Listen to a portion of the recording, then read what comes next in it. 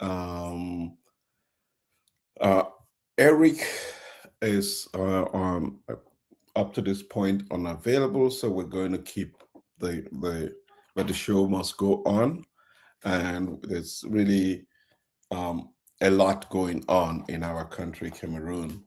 Leopold, thank you for joining me here. You seem to be Yeah. in outer space because Yes, I'm trying to. Hello, hello, everybody. Yes, uh, I'm not in yeah, the usual location, but yeah, still in Africa.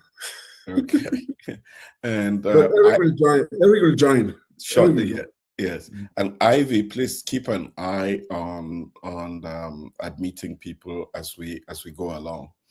I just wanted to begin today again, obviously thanking many of you who I see have really been regular with us. It's been um, um, since the month of August 2025, where we've gone every Saturday. It's tremendous sacrifice being made by each one of you. Um, to each one of you that has, it's Eric trying to reach me, um, that has showed up.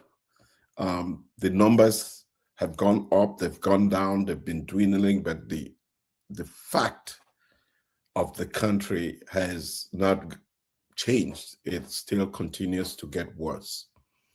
We're also doing this in the context of post constitutional amendment in our country and the period of time that we've seen um, leaders of the country actually disappearing, um, which for any country in the world, that's just tremendous know-how that is vanishing into essentially the graveyard without any transition of history, technical know-how to a next generation that is supposed to be able to lead our country. We do not celebrate the loss of any life, but we take note of the fact that we have seen, beginning, the president of the Economic Social Council, the president of the Senate, the Speaker of the House, all of this cycling off when they could have done this 20 years ago and our country would have been in better shape. Including Remark, some generals, Eric. and including generals. Currently, I found out both the Senate and the House has 41 vacancies. 41 vacancies. And they Yeah. went ahead and passed a constitutional amendment where the voice of the people not represented essentially from those parts of the country where they have no replacement. So there's so much the country in itself seems to have completely disintegrated into what and its non-existence in legal terms of what a country should be, and it's lamentable and regrettable, and it's noteworthy. It's noteworthy, and Paul, I'll get you to comment on this as well. I also note that Eric has joined us.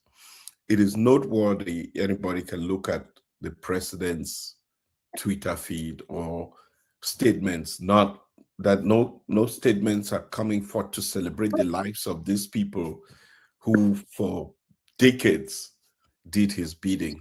But it just tells you the kind of leadership that we had in our country, and it's regrettable. And I'm sure that Eric would have a lot to say, but I'm going to turn it up to you, Leopold, to just welcome our French-speaking audiences. I know we're broadcasting on several other platforms, and then after that, we'll talk about why all of this is pertinent to the discussion that we're going to have today. Yeah, merci beaucoup, Harry, et nous souhaitons d'avance un bon week-end et une bienvenue à toute notre aimable audience francophone. Effectivement, l'actualité au Cameroun est assez préoccupante, mais bon, quand des gens s'en vont après une vie bien remplie, au-delà de 80 ans, je crois qu'on devrait, en principe, dans nos traditions, les célébrer. Et donc, mais à l'échelon d'une nation, le problème de la continuité se pose. Bon, pour ce qui est des deux anciens présidents du Sénat et de l'Assemblée nationale, bon, ils ont vécu une vie bien remplie, elle était bien pleine. Ils ont été remplacés quelque temps avant leur disparition, donc cela ne pose pas spécialement de problème, mais le problème, c'est plutôt ceux qui disparaissent étant en fonction. Et tout à l'heure, nous avons évoqué le cas des généraux. En fait, il faut dire que depuis le début de l'année, c'est le deuxième général qui part. Parce qu'avant ça, il y a le général Camille Nkoatenga, qui est parti en début d'année. Et puis là, nous apprenons le décès du général Braille. Bon, il y a une rumeur sur un autre général, mais ça n'a pas été confirmé. Donc, il vaut mieux ne pas en parler. Ça donne l'impression que ça donnerait l'impression qu'on souhaitait leur départ. Non. Bon. Mais la question, c'est dans un pays qui a plus de 70% de jeunes de moins de 30 ans, je veux dire, quelles sont les dispositions que l'on prend? Et puis, voilà, ça préoccupe. Et puis, nous lisons ce qui se passe, ce qui se dit dans les réseaux sociaux. La préoccupation, c'est celle du chef de l'État. Ça, il faut bien le dire, parce que nous ne devons pas non plus faire comme si c'était quelque chose de nouveau ou bien de surprenant, parce que nous les voyons tous s'affaiblir. Nous les voyons tous s'affaiblir. Et puis, nous nous posons des questions. Quelles sont les dispositions que l'on prend pour pouvoir préserver la continuité, la stabilité d'un pays aussi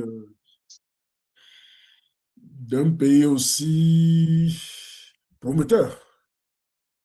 Parce qu'il ne faudrait pas qu'on soit négatif. C'est un pays prometteur. Malgré les secousses, il est prometteur. Et ces secousses sont à la mesure de la grandeur qui est promue pour ce pays. Donc, voilà un peu ce que je pourrais dire, Henri. C'est préoccupant. Nous devons vraiment garder un œil dessus et surtout penser au futur, penser à l'avenir. C'est d'ailleurs ce qui nous préoccupe à Project C. Nous pensons vraiment, vraiment au futur. C'est pas... Et nous interpellons ceux qui sont en situation de gouvernance. Dire que, attention, vous n'êtes pas seul à y penser et puis vous devriez vous ouvrir davantage aux autres Camerounais, tant de l'intérieur que de la diaspora. Parce que dans les villages, on dit on n'attache pas les mains, on n'attache pas un fagot de bois avec une seule main. Les gouvernants, nous estimons que c'est une seule main parce que nous les voyons peiner. Ça, sincèrement, nous les voyons en difficulté. Et ce qui est embêtant, c'est qu'ils ne semblent pas solliciter des appuis. Donc, Thank you very much, Leopold, for welcoming an audience and making it really, really, really clear here. At this time, I'm going to invite Eric. Eric, if you can join us in the conversation and really just having a perspective on this week in Cameroon. We just can't move forward without the impact of what this week or at least the last few weeks has had, and why it's really important for us to think about a future for Cameroon. Looking back, there's not much there that we can, but looking ahead is really where the opportunity lies.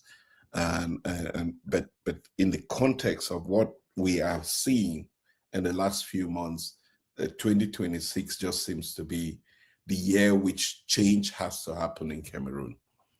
Even nature itself seems to be making that obvious. Yeah, thanks a lot, Ari. And once again, my apologies for coming in a little late. I just I'm trying to catch up. I've been traveling. I left the UK.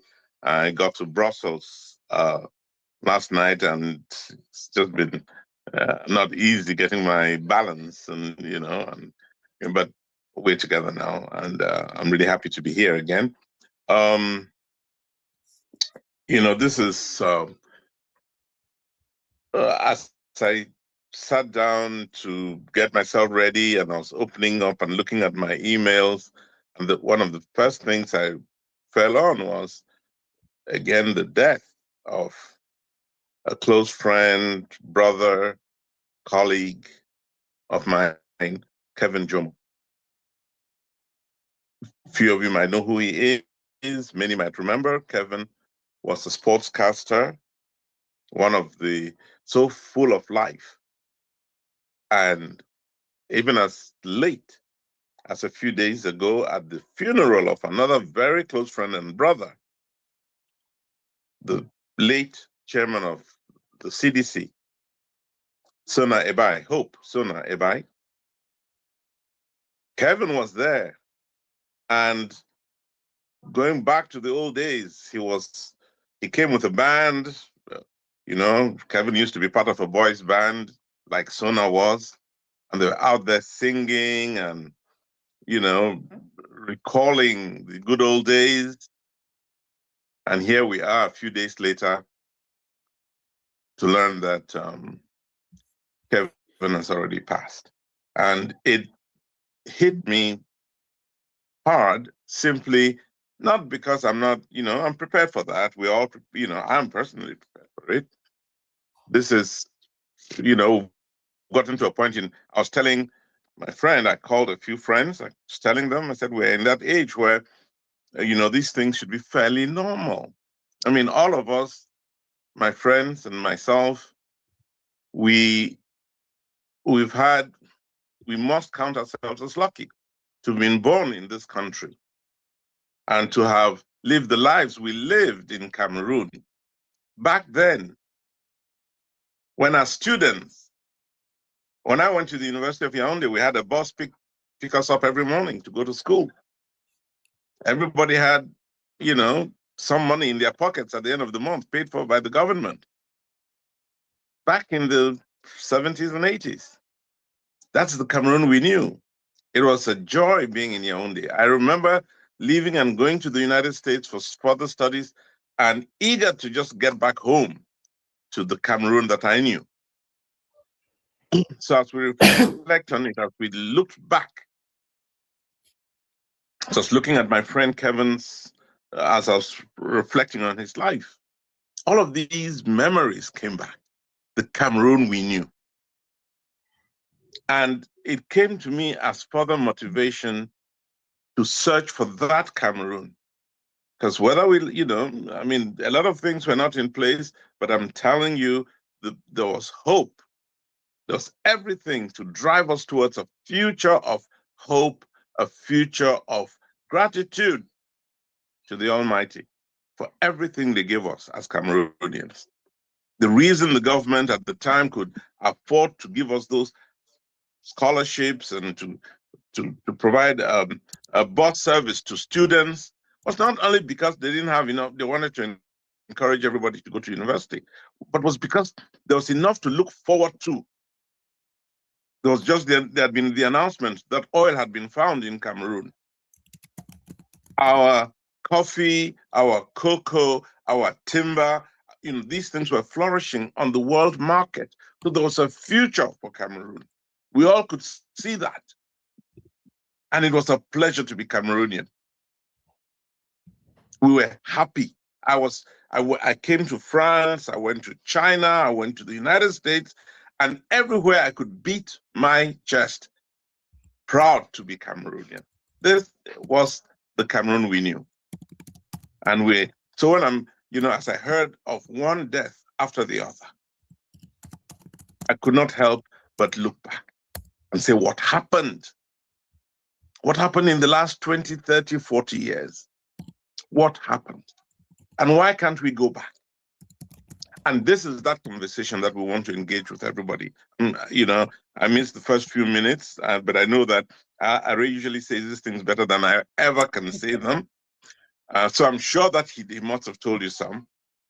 But we've got to ask ourselves, what is the Cameroon that we're looking to rebuild?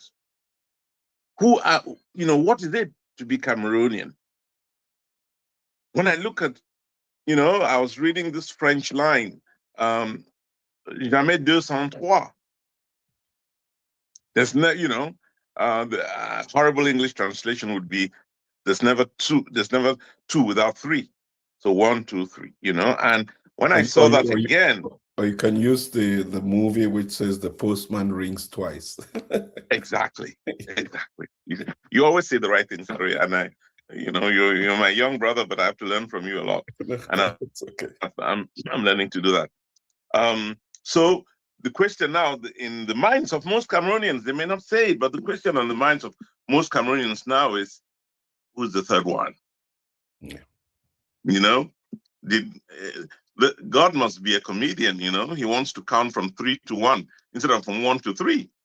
But having said that, we cannot but ask ourselves these questions. Now, what are these people leaving back? Mr. Nyat will re-emerge on the other side of life, and Kavayeye would emerge on the other side of life, and the question would be, what Cameroon did you leave back? Are you proud of the nation you built? And they have to find answers to those questions, whether they like it or not. And it's too late for them to do anything about it, but they have to find answers to those questions. So Mr. Nyat would be asked, sure, there was electricity for everybody. And all you had to do was planify the population growth, urban growth, and growth in the delivery of power, growth in the production and distribution of energy. That's all you had to do. Did you do it? Mr. Kabeyeye would be asked. It was about the management of the state, of the resources of the country, of the budget. And every year you approved a budget. Did you take into account all of these things? A growing population of young people coming out of college, needing jobs, needing an economy that was a productive economy, creating jobs for these young people to be able to find value in their lives. Mr. Kabayeye, did the budgets that you approve, you and your other parliamentarians, did those budgets take into account the need of these young people that we were providing to you? Who should have been the strength of your economy? Who should have been the reason you were approving budgets and trying to build the economy and ensure that this country was on the right track, and that governance, the right governance. We gave you the minds to implement proper governance in Cameroon, and the parliament to ensure that this was happening, even if we gave you a bunch of thugs in the executive branch of government. People, how could you see all of these civil servants becoming the wealthiest people in the land? How could you accept that? And the only way they could become the wealthiest people in the land was through the use of the national budget. How could you, Mr. Kavayeye, you and your parliamentarians, how could you accept that? So this guy would emerge on the other side of life, and guess who will be receiving him? For those of you who don't know, a lot of the young people who died in hospital because they could not get medication. A lot of the young people who died in the desert because they were trying to cross over to a better life someplace else because they couldn't find it in Cameroon. All of these young people will be waiting for Mr. Kavaye and Mr. Nyad Gifenji and all the others and say, welcome, give us an account of your stewardship. This is going to happen. Whether you like it or not, it's going to happen. And it's too late to do anything about it. So, you know, we're going to be talking a lot going into the future about the future of Cameroon. But every member of parliament, every member of government, I'm not a preacher. I'm not even, I'm nothing close to, I don't even, I don't have a lot of faith in our churches. But I couldn't agree more with the Pope, Pope Leo, Pope Leo, who was in Cameroon recently, the 14th. Couldn't agree more. Was asking you the fundamental questions.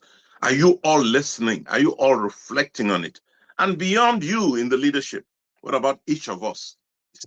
Are we all, Irene, myself, Leopold, everybody on this forum and beyond? Are we all reflecting on the roles on what we must do to ensure that this country moves forward? This country to which God has given so much in terms of natural resources, in terms of human resources, in terms of the talent, in terms of everything we have. What are we individually doing? A lot of you are saying, oh, Mr. Chiroma is not doing anything, so we can fall back to life as usual. No, it's not about Chiroma. It's not about Chiroma. Oh, what are you doing to ensure that Chiroma, at least, who has a program, what are you doing personally to ensure that he gets there? And let me use this opportunity to say it's not over. If anybody in Yaoundé is sitting on their laurels and thinking it is over, let me reassure you it's not over. Mr. Chiroma or somebody with the Chiroma program will get to Cameroon soon, whether you like it or not, because the country cannot continue the way it's going. The corruption cannot continue. The use of our natural resources, of our oil resources, cannot go the way it's going right now. The neglect of the whole range of people and places cannot continue. I think Cameroonians don't know it yet, but we're getting to that point where we're going to be telling everybody enough is enough. Maybe, Mr. Bia, whether he likes it or not, his days are numbered. Whether he likes it or not, that's the point. His days are numbered. And let some clown not think they will impose on Cameroonians again anybody or anything that will continue this system. This system is the problem. It's not even Mr. Bia. He created it, but the problem is he's small. Who is he? Who is Paul Bia? Who is he? He's just some fragile human being who's on his way out. It's not about him. Who is he in the scheme of things? It's about us. It's about the young people. It's about the future. It's about the unborn child. And it's about the child who's just been born, who will be looking for a life going forward. And we, each of us here, those of you listening to me now, and those who will be coming on board through other platforms to see, to work with us, to follow us, it's not so much about us as it is about a country and its people who are blessed. I don't want to think we are cursed. No. The curse is for others. They will deal with it when they get to the other side. So we're beginning a conversation now, and I want to stop here. We're beginning a conversation now about this future. We believe that it's about the nation that we don't have yet, because we need to understand what it is to belong to a nation and how that nation is governed. So the Constitution. It's about these things. And I hope you will join us in deepening our reflection in these issues. We need to deepen our reflections on these things, because that's how we will pay our dues. That is how we will deliver on the promise. That is how we will do what we have to do, so that when we go on to the other side, we will not be welcomed by children who were assassinated. when we go on the other side, we'll be welcomed by angels who will tell us, come home, you're finally home. So, Are, I'm mixing spirituality and religion and morality and you name it. It's all in the mix, but that's where we have to go. Let me turn it over to you, my brother. And thank you for being who you are. You know, you're just such an amazing guy. Thanks, Eric. Thank you very much, Eric. Yeah, before you join us, Leopold had welcomed a French-speaking audience, and you know everything that you said could be summarized in the letter that you had written to Cameroonians at some point, and I think I would like to play that video of the summary of that letter in French first, since you just finished speaking in English, and then after that we would listen to it in English, and we would have a follow-up conversation. Then we would open up the discussion about the refounding of a new Cameroon, and our goal here will be to have as many voices come in. I see Kingsley Shetter with us and a few other people that we would love to hear from you once we share with you the ideas that we have, because these are only ideas. Those ideas will be given life by you, the people. The appeal that Eric has made to each one of us to take the destiny of our country into our own hands, and this is the moment. We've waited for too long. So we must do that now. So I will start with that video. Léopold, je vais lancer cette vidéo en français d'abord, et après on peut échanger sur cette vidéo et on va aussi revoir ça en anglais. Tout à fait, oui. Okay. Tout à fait. Let me share.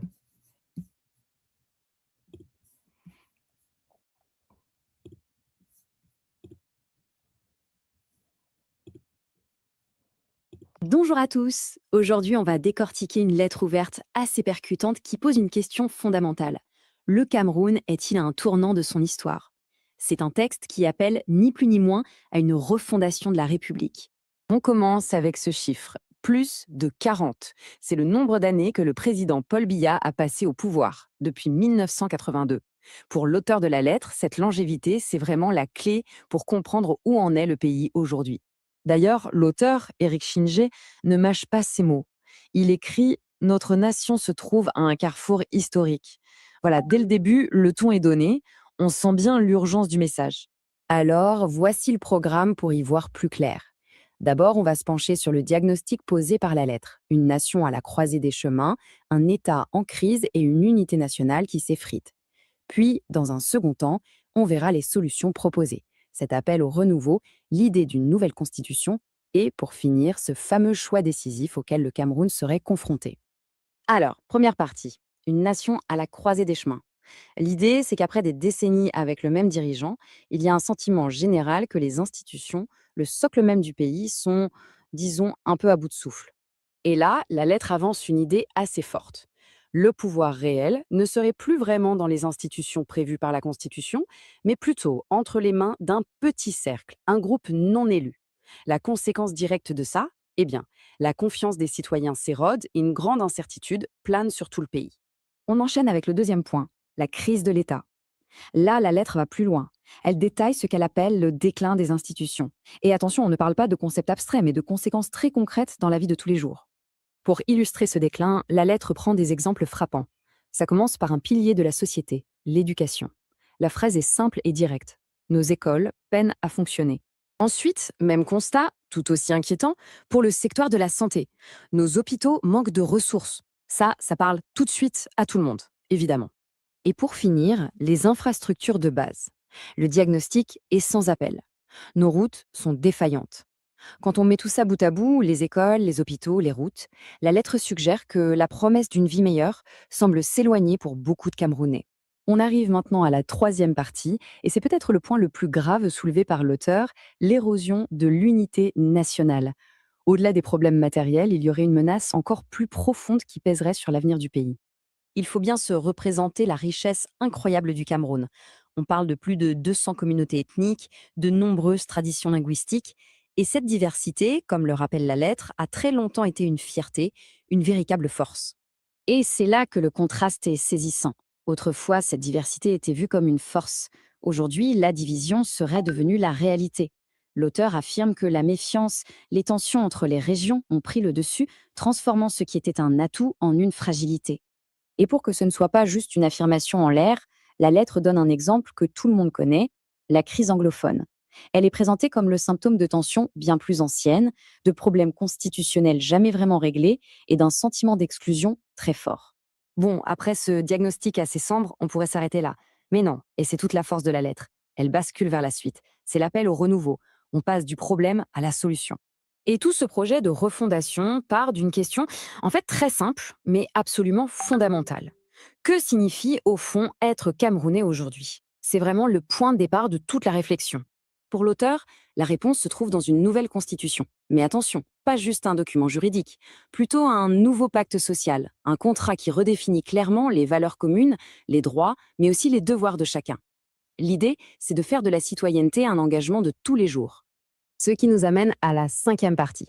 Concrètement, comment on ferait pour forger cette nouvelle constitution? Quel serait le plan pour reconstruire l'État? La lettre liste des réformes clés pour rééquilibrer les pouvoirs. Par exemple, un parlement avec un vrai pouvoir de contrôle, une justice vraiment indépendante, une gestion transparente de l'argent public, beaucoup plus d'autonomie pour les régions et les communes, et un point essentiel, des limites claires au nombre de mandats présidentiels. Mais la manière de faire est tout aussi importante que le contenu. La lettre insiste énormément là-dessus. Une constitution légitime, ça ne s'impose pas. Ça doit naître d'un grand dialogue national ouvert à tous. Les chefs traditionnels, la société civile, la diaspora. Bref, l'idée, c'est une constitution faite par la nation, pour la nation. Et on arrive à la conclusion, au moment du choix. La lettre se termine en posant un défi, une alternative très claire pour l'avenir du Cameroun. En gros, il y a 2 chemins possibles. Le premier, on continue comme avant, avec un système que l'auteur juge défaillant. Le deuxième, on se lance tous ensemble dans ce grand chantier pour rebâtir la République sur de nouvelles bases. Il y a cette phrase qui résume tout. La question n'est pas si le changement viendra, l'histoire nous assure qu'il viendra, la question est de savoir comment. Pour l'auteur, c'est une certitude, le changement est inévitable. La seule inconnue, c'est la façon dont il arrivera. On termine donc sur cette question un peu provocatrice laissée par la lettre. L'avenir du Cameroun sera-t-il le fruit de la sagesse d'un processus maîtrisé et pacifique? Ou bien est-ce que ce sera la crise qui l'imposera? La question reste ouverte, comme un appel à la responsabilité de tous.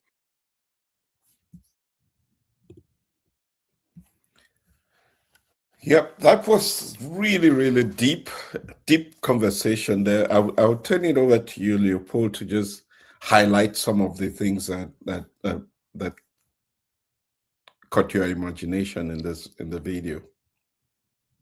Oui, merci Harry. En fait, sans s'attarder sur ce que nous vivons, les retards, les difficultés et autres, mais la véritable question, c'est qu'est-ce que être un Camerounais?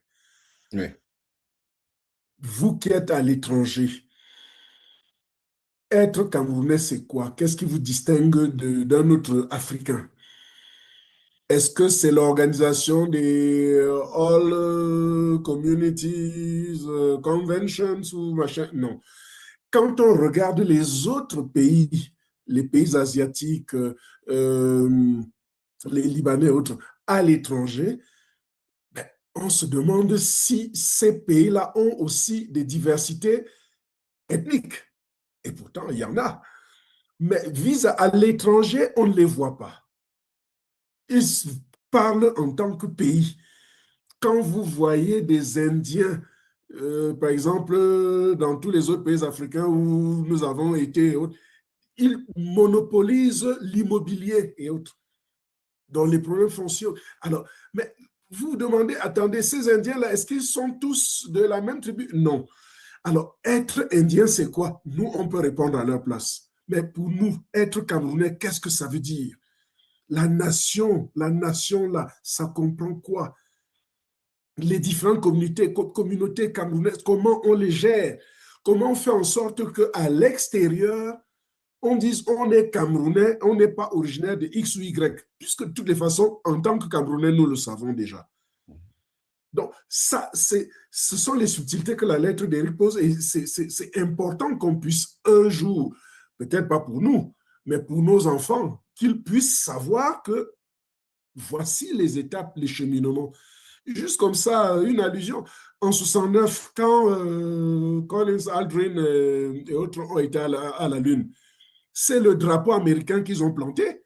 Ce n'est pas le drapeau du Texas ou bien de la Californie ou de je ne sais pas trop quoi. C'est le drapeau américain qu'ils ont planté sur la Lune. Mais le Cameroun à l'heure actuelle, si vous placez un Camerounais dans la Lune, je ne suis pas sûr que c'est le drapeau camerounais qu'il passera. Je dis tel que c'est parti. Alors, nous devons régler ce problème-là, effectivement. Donc, c'est vraiment une invite au dialogue, à l'appel. Ce n'est pas facile, mais de toutes les manières, il faudrait qu'on puisse s'entendre sur le minimum, qu'on puisse se dire que être Camerounais, ça veut déjà dire que nous sommes d'accord de regarder ensemble, de se mettre ensemble et de regarder dans la même direction.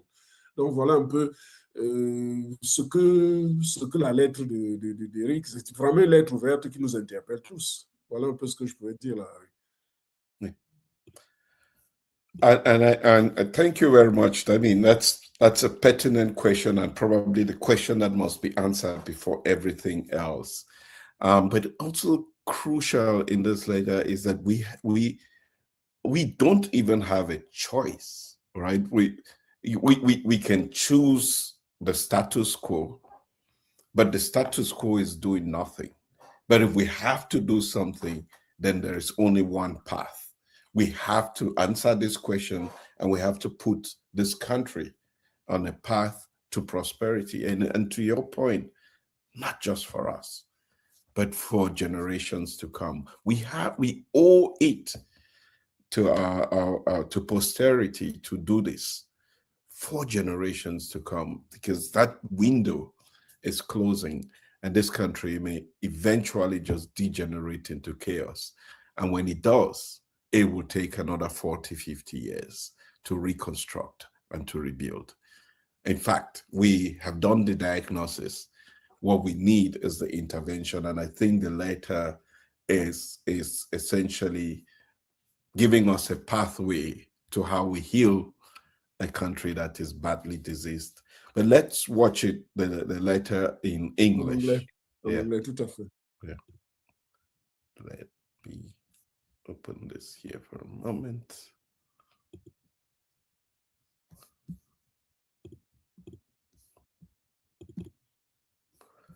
Okay.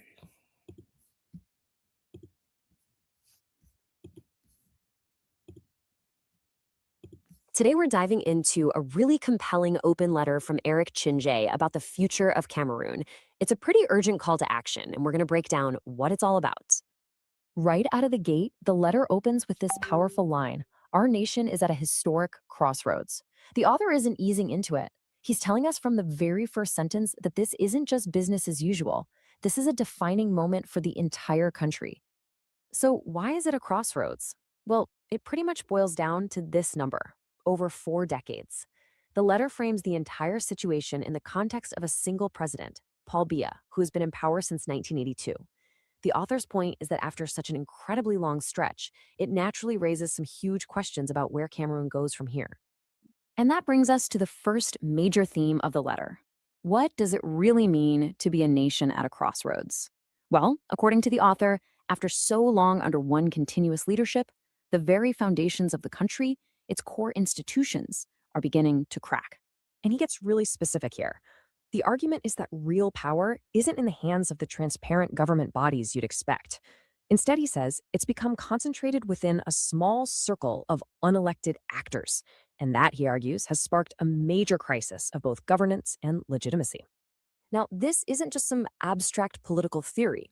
The author connects this idea of a governance crisis directly to what's happening on the ground. He's saying that the decay at the top is causing the very social fabric of the nation to unravel. You can see what that decay looks like for everyday people right here. The letter points to schools that are just struggling to stay open, hospitals without the resources they need, crumbling roads, and this general feeling that the promise of a better life just hasn't materialized. But as bad as failing roads and hospitals are, the author says there's something even more dangerous going on. Beyond all the material problems, he calls the most worrying development the erosion of national cohesion. He's talking about the very glue that holds Cameroonians together. So, what exactly is this national cohesion? Well, in a country as incredibly diverse as Cameroon, we're talking over 200 ethnic groups, different languages. It's that feeling of a shared identity, a common purpose. Historically, that diversity was a huge source of strength for the nation. And according to the letter, that strength is now at risk. The author points to this perfect storm of issues. You've got growing mistrust, old regional complaints bubbling up again, and the still unresolved tensions from the Anglophone crisis. It all feeds this feeling that many communities are just being shut out of political and economic life. This all leads the author to his core diagnosis. He argues the problem isn't just a few bad policies. No, he says it's much deeper. It's woven into the very DNA of the state, the Constitution itself. And you really need to see this timeline to get his point. Cameroon started with a federal system back in 1961, which was designed to share power. But over the years, a series of changes gradually stripped that away, pulling more and more power into the president's office, until it became what it is today, one of the most centralized systems in the world. And this chart really shows the result of that shift. You see, the institutions that are supposed to act as checks and balances have been weakened. Parliament's ability to oversee the government is reduced, the judiciary's independence is described as more symbolic than real, and the ways for citizens to hold power accountable have become weaker. Which all builds to this key conclusion from the author. A constitution that is built mainly to protect the power of the president just can't work forever as the foundation for a diverse and modern republic. Okay, so after laying out all the problems in detail, the letter makes a big pivot. It doesn't just diagnose the issue, it proposes a solution. It calls for nothing less than a new constitutional order for Cameroon. But the author says, hold on. Before you can even think about writing a new constitution, you have to answer a much more fundamental question. What does it truly mean to be Cameroonian? He believes any real reform has to start with a clear, shared answer to that question. And to get there, the letter lays out 5 pillars for a renewed republic. And these aren't just vague ideas. They're concrete proposals to rebalance power.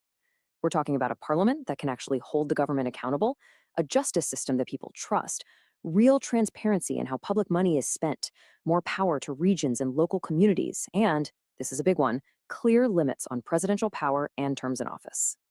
But here's a point the author really hammers home. How this new constitution gets made is just as important as what's in it. This can't be another document written by a few people in a back room. It has to grow out of a genuine, open, national conversation. So who gets a seat at that table? Well, the author's vision here is radically inclusive. He's talking about everybody: civil society groups, traditional leaders, universities, youth movements, even Cameroonians living abroad. The message is simple. A new constitution has to be the work of the entire nation. And all of this builds to the letter's final, and maybe its most powerful section. It frames this moment as a clear and urgent choice for the whole country.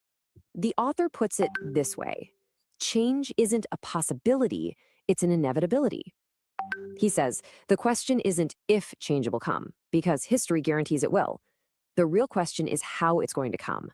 So the letter basically lays out these 2 paths, 2 possible futures. Path 1 is just continuing on as is, which he warns will lead to more mistrust and deeper divisions.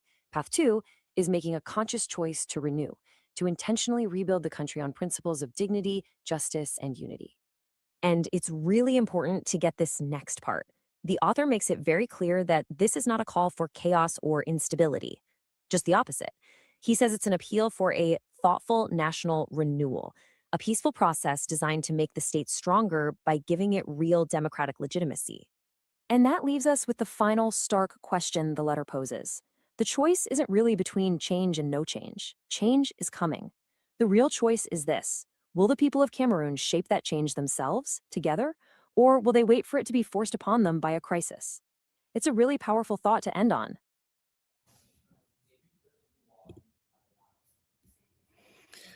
Yeah, again, that's very, very deep appeal to the Cameroonian people.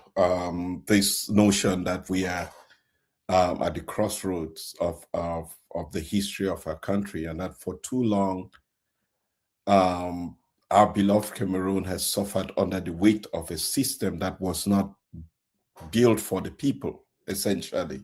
A constitution written in another era, patched and amended based on the whims and caprices of the leaders, and never truly owned by the people it claims to serve. Everybody knows this truth to their bones, and this there comes a time in the history of a people where the people have to take their destiny into their own hands. And I think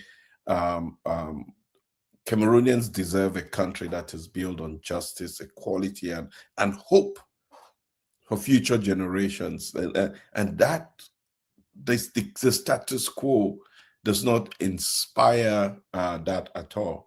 But more importantly, we have to remember that a house that is built on a broken foundation cannot stand. This house, Cameroon, cannot stand too long on the foundation that it's on. You know, our laws, freedoms, the future must have to be built on a solid foundation, and that's what the opportunity of this moment offers. This is not, as it's said in the video, it's not a call for destruction. It's actually a call for rebirth of a country. It's not tearing down, it's building it and setting the stage for a country where young people can hope again, where there can be a promise delivered to young people, and those people can trust in it, believe in it. And to do that, you have to put it in a process where we own it, where our brothers and sisters, we should see ourselves as brothers and sisters, and we should carry Cameroon in our heart in this process. And that should be the only motivation that we have in trying to make this a reality for our people. So I think that's what this letter calls upon, for us to start the conversations, to organize, to build alliances, to write, to speak, to march, to do whatever it takes for us to create opportunities for people everywhere in our country to be heard, whether it is in the market square in Guzang or in Yagua or in Campo. We should create the opportunities for everybody to participate in a process that defines who we are as Cameroonians, that allows people to express the wish of the kind of leadership, the kind of country that they want, that we put human dignity at the center of everything that we do in defining this country, Cameroon. That's a strong appeal. And there is what Martin Luther King called the fierce urgency of now. This is work that should have been done 65 years ago.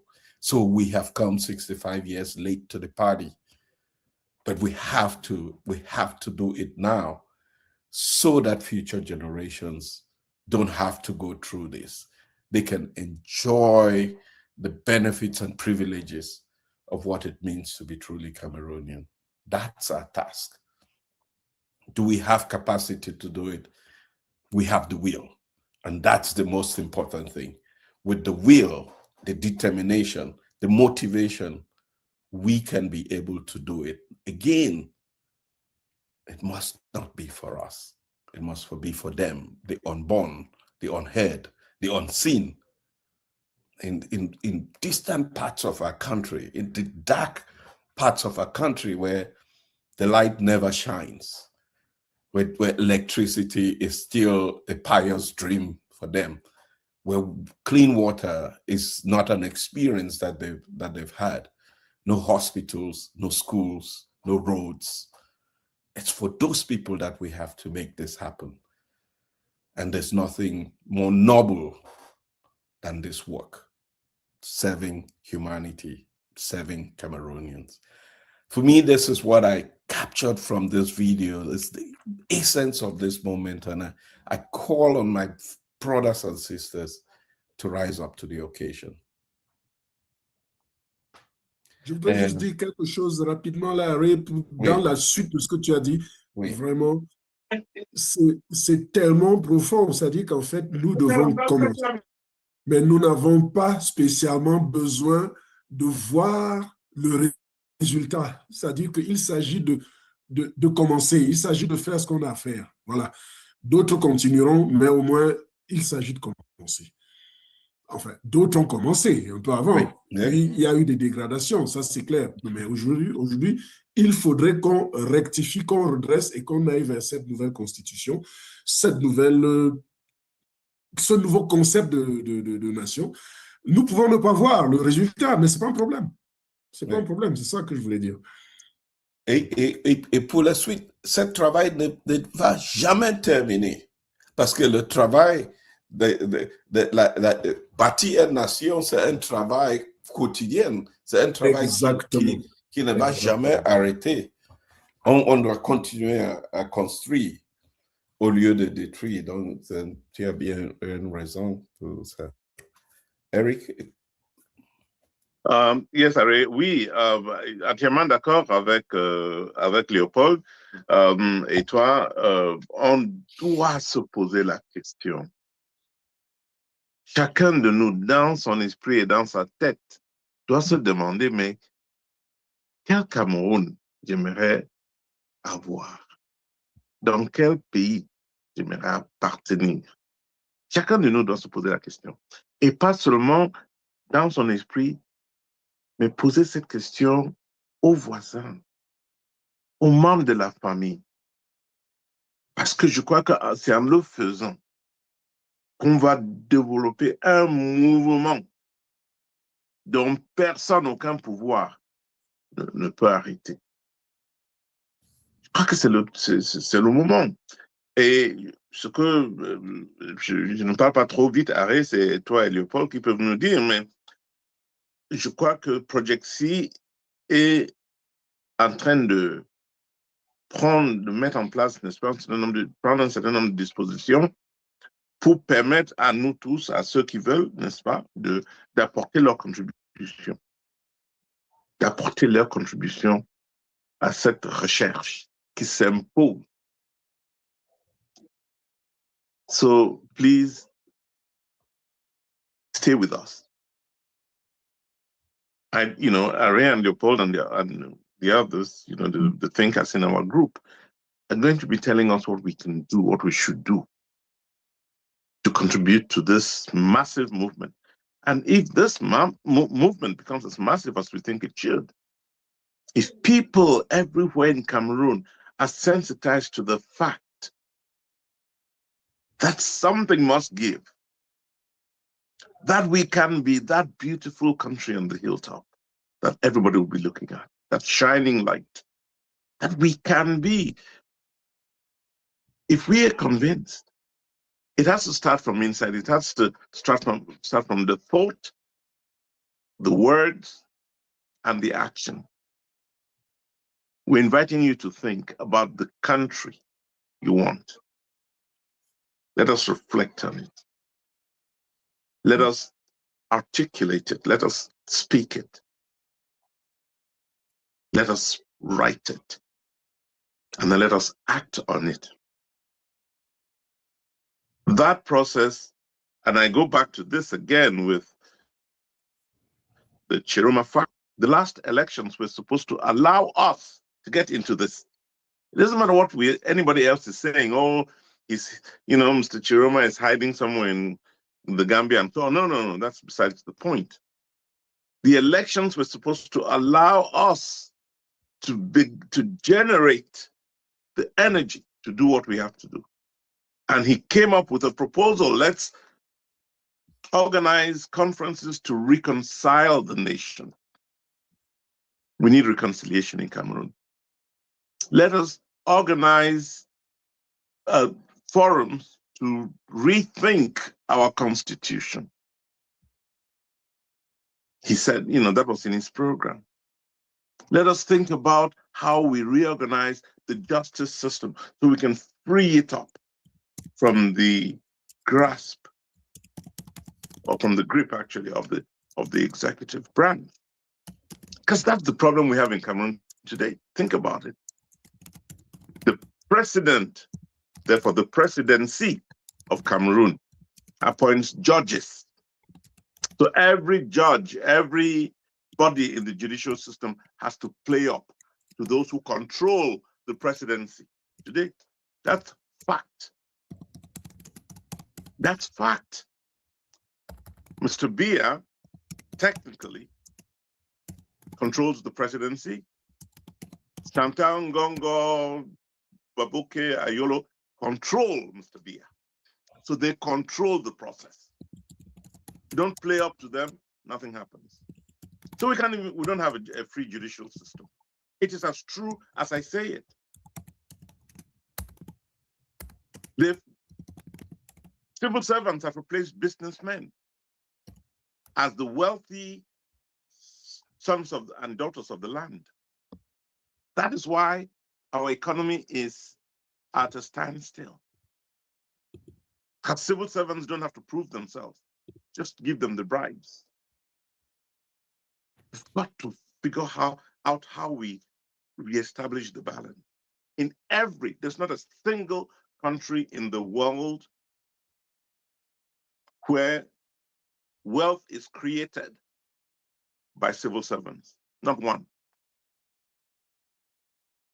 And even the civil servants should be there to monitor processes for distributing wealth that is created by the entrepreneurs, by wealth creators. And if they're not doing that, everything falls apart. So if you ask yourselves every morning, what happened? Why are there no jobs being created in Cameroon? Why are there so many university students coming out and ending up on the streets as buy and salams, push, motor taxi and so on? Ask yourselves that. And the answer is simple. Nobody creates any business that generates wealth and creates jobs today in Cameroon. Because you pay, what you pay in bribes does not allow you to create the wealth that you seek to create. So we all have a role to play. And I'm hoping, I think, we'll address it now, Ari, the discussions that, we'll try to organize ourselves to lead that discussion so that we get to it. And I want to say this before I hand over this. I always grab this microphone and I want to keep it. Keep going. But let me round up here. We're going to try to give everyone an opportunity to contribute to the process. But please, tell yourselves a couple of things. One, the current situation is unacceptable. And I've had members of government, some of them, I will never mention their names. So please feel free to keep talking to me. Members of government have spoken to me about how dissatisfied they are with the current system. Yes, they're not. So please keep, nobody is. So let's do what it takes to change it. And believe me, we can turn this country around. I was having a very deep discussion when I got into Brussels, the Uber driver who picked me up is from Rwanda. And we had an amazing conversation about Rwanda. He was so angry about what is happening in his country. So angry, and I couldn't believe it. I said, when was the last time you were in Rwanda? He said 25 years ago. I said, oh, I understand. It's taken the last 25 years for Rwanda to be possibly the best performing country in Africa, with the cleanest city in the world, and with hopes of growth on a daily basis, whether in technology, which they've harnessed, in agriculture. Rwanda, for example, has gone into cassava farming and identified over 20 derivatives of cassava. So you'll soon be seeing medications and foods and all kinds of things coming out of Rwanda from the exploitation of cassava. And that's what it is taking to not only create wealth in that country, but to ensure that Rwanda becomes the country, one of the leading countries on the continent. And think about it. Is it cassava that Cameroon cannot have? Is it plantains that Cameroon cannot have? Is it timber? Is it gold? Is it diamonds? You name it. Whatever it is that creates wealth, Cameroon can have. And free up Cameroonians. Look at what Cameroonians are doing across the world. I was reading a piece yesterday on the Conchu brothers, 3 of them, and their sister, 4 of them, who've just, gone into the high finance in the world, and they are determining. They're one of the leading families in the world today, families in a sector that they seem to have dominated. They're all Cameroonians. Go into other sectors around the world, you'll see it. So why can't we pull that energy back into our own country and move that country forward? This is doable.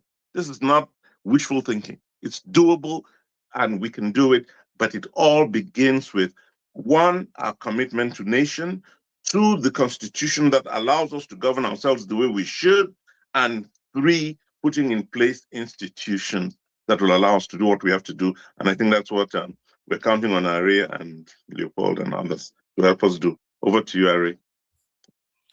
Yes, thank you. Are. Yes, s'il te plaît, Are, juste. Cela suppose effectivement que le Cameroun se réconcilie avec lui-même. C'est incontournable et indispensable.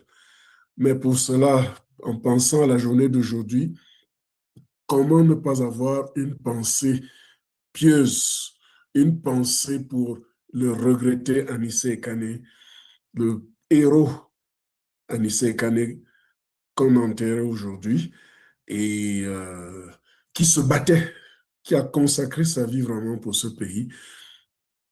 Nous sommes, de toutes les manières, s'il était encore là, il aurait forcément été de l'équipe de réflexion que nous sommes en train de mener. C'est-à-dire vraiment une petite minute de silence pour lui. Vraiment, c'est... S'il vous plaît. A minute of silence here for Anissé Kane, who's been buried today in Cameroon.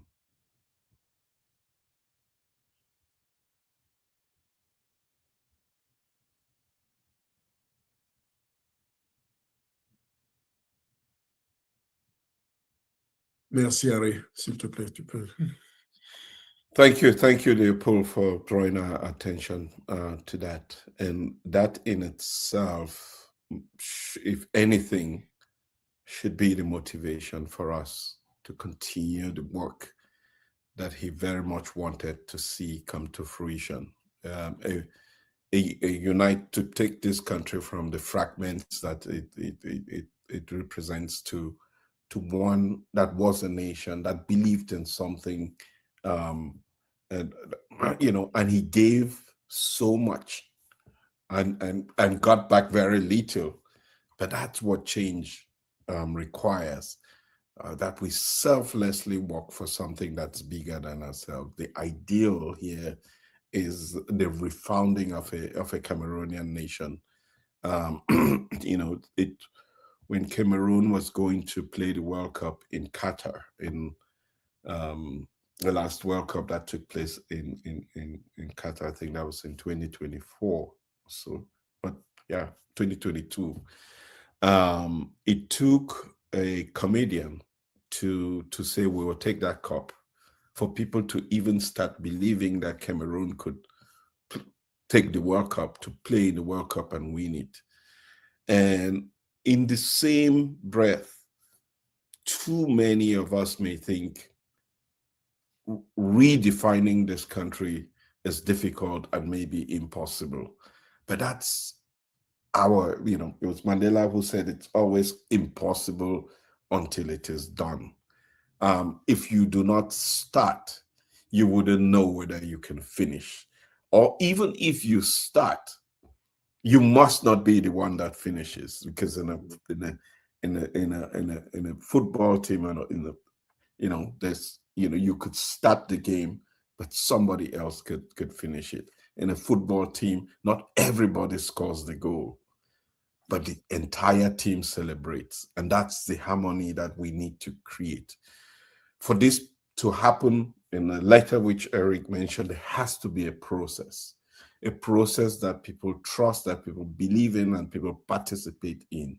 It is incumbent on us to create that process, working in alliance with other organizations. We're going to reach out to all organizations that want to, obviously there's a lot of organizations and groups that are working and hoping for a better Cameroon. If we could just bring our energies together and focus on this one thing, that will come out as a blueprint for all the things that we want to achieve in one place, in one document that we can put in place for posterity. Because as it said, change is going to come. But when that change comes, or how that change comes, what would be the plan?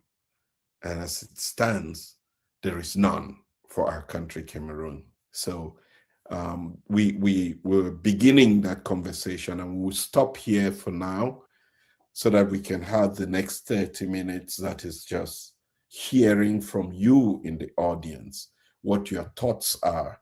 And we'll take those thoughts as we build the plan that is eventually going to be shared. We have a team that's working on it, or that's going to be working on a timeline, and we're going to be working on defining the processes that will engage Cameroonians everywhere, whether it's online, whether it's in person, on the ground in Cameroon. All of those will be defined with feedback. But first, it may be a good thing for us to listen to your thoughts about having this open dialogue about the future of our country. And I know there are a few people who may want to speak. Please, Leopold, also feel free to come in as needed. But I wanted to turn to Kingsley. I don't know whether Kingsley is still... Yeah, Kingsley is there. Kingsley. Oh, I can't find Kingsley. And as we wait for Kingsley, I think it's time to recognize the role that Mimi Mepo Info and a host of others are doing to take the word out. And we're going to be reaching out, I think, to other platforms right now. It include the Rebecca Inonchung's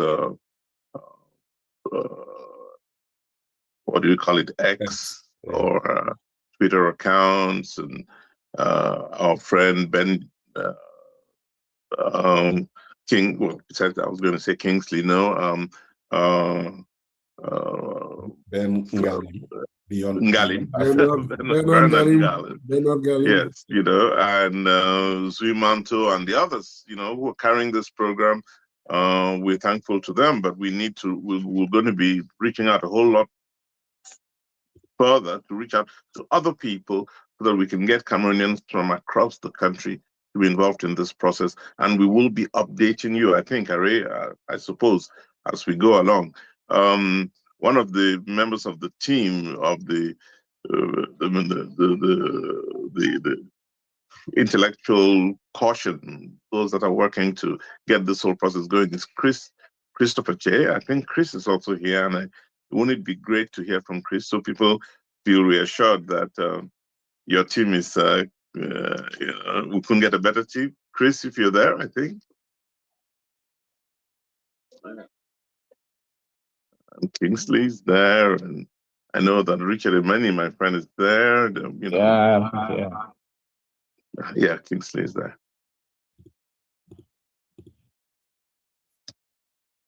You called on Kingsley, right, Ari? Yes, I thought I heard him say something. Yes, he's there. I'm here. Sorry, I'm not on video. Oh, okay.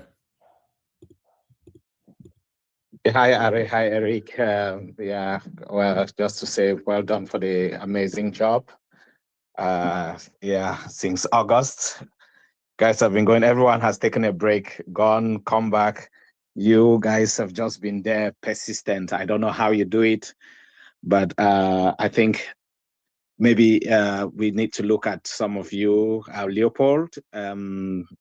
Three of you, I think you are the only ones who haven't taken a break. Maybe some people in the background, but I think we need to look for a definition of patriotism, because I think that's one word that Cameroon gets it wrong all the time. You know, the real people who love the country, who are patriots, are the ones who are often vilified, who are often targeted. Wow. So I often believe that most of those in power hate the country. And I often ask, why do they hate Cameroon so much? Why does Biya hate Cameroon so much? Why do the members of his government hate Cameroon so much? It's a question I ask every day, because I look at the sacrifices. I listen to Leopold saying he's not in Cameroon, and I just heave a sigh of relief, because sometimes I get scared for him. He was taking a risk just to talk.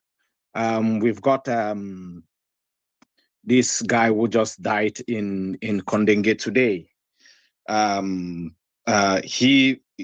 We saw him come out in 2017 from a bunker. People spoke out about his health. It was ignored.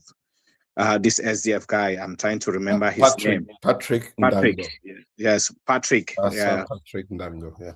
Ndango, yes, that's the guy. So you see that, I mean, I question, did he have to die for just speaking up? I've listened to some of the things he used to say then, just asking. We've got our young brother who sends the letter to the Pope, C. Conrad. He's there for just doing his job as a journalist. He's still in prison under those bad conditions. But I think that the list can go on about the people who are patriotic, who truly love Cameroon, who fight every day that the country can be better, who challenge, who have left and are abroad. The millions of Cameroonians abroad, who many people have just moved on because they don't even see a reason to want to, but the few people here who come here day in, day out. Mostly I see people from South Africa, from the USA, which is very early there now, coming up to just speak about the country. And I question, is it that we have a different Cameroon from the ones where these guys are doing everything in their power to tear down? But I've just been, I think I spoke briefly with Are, and I've been listening to the conversation. You've captured it so well, all of you, from the start. But I just feel that somehow 2025 marked a turning point in Cameroon's political trajectory. It set a pace which we are already following. We don't yet know how the path is like around every turn, but for some reason, things have just gone progressively. Compare that with 2018. We had elections were stolen. No, start with 1992. Elections were stolen then. We screamed and then just moved on because there was very little to do. 2018, same thing. They dragged the leaders to prison and then we moved on. Then 2025 came and suddenly no one is able to move on. Even the Biya regime has not been able to move on. You still, I think there are those things that you still, and then you get to the point where you steal one and then it gets stuck with you. And there was a common saying during the last elections, that is one thing to steal the village drum, but you need to find where to play it. And, you know, when they said it then, I thought it was just a joke, but suddenly I found that they're stuck. They are just postponed the municipals again. Strangely enough, the only reason they cannot hold the municipal elections is not because they don't have money like they claim. It's because they know that that is the one area they will be wiped out. They looked at the results from the presidential elections and they saw how dismal they performed across Cameroon.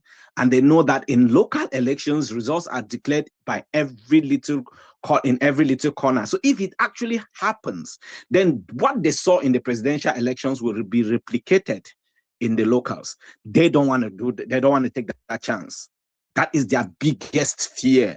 So they keep shifting it and hoping that if they move it away for a period from the elections, people will forget.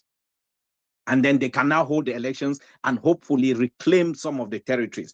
But unfortunately for them, it's not moved, because Alice Com just did it, something again today in Douala during the funeral of Anisete Kane. Right there, standing on the territory of Cameroon, she read a speech from Issa Chiroma and addressed him as the president of the Federal Republic of Cameroon. When I heard that, I had goosebumps all over me, because that simple statement addresses a lot of issues in Cameroon. It's not just that she's claiming Chiroma as a president, she's also standing right there on the territory of Cameroon. An old woman who has given her life fighting for justice is also claiming the one thing that could fundamentally resolve the Anglophone crisis, take us back to a federal structure, enhance governance, solve a whole lot of things. So in one sentence, it just addressed a lot of things that these guys have refused to accept that can help our country move forward. So will we move forward like the previous years? I don't think so. Then we had the Pope who came, and Eric mentioned this. The Pope came, people were asking, oh, what did he come to do? What did he come to do? The Pope has gone. He did his bit. He spoke in front of Bia like nobody has done before. He spoke in Bamenda, went there where all of them have refused to go. They thought it was just a burial ground where people died. No one goes to Bamenda anymore. The airport was abandoned. The Pope decided that that one place where his own envoy went to and the people murmured in church and he shut them down, he was going to go there and listen to the people. And he was right there in the heart of Bamenda, and he listened to the people. He listened to them talk. He gave a voice back to Nkea. Nkea had lost his voice. Nkea spoke until Archbishop Nkea spoke until he almost cried. You heard people, ordinary people. There's one man there who came from Bui.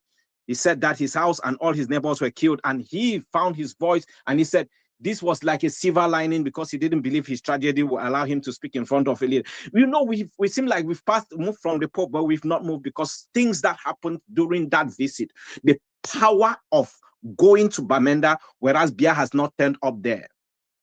A lot of political leaders in Cameroon now have not gone to Bamenda. It's almost like it's anathema, but he did it.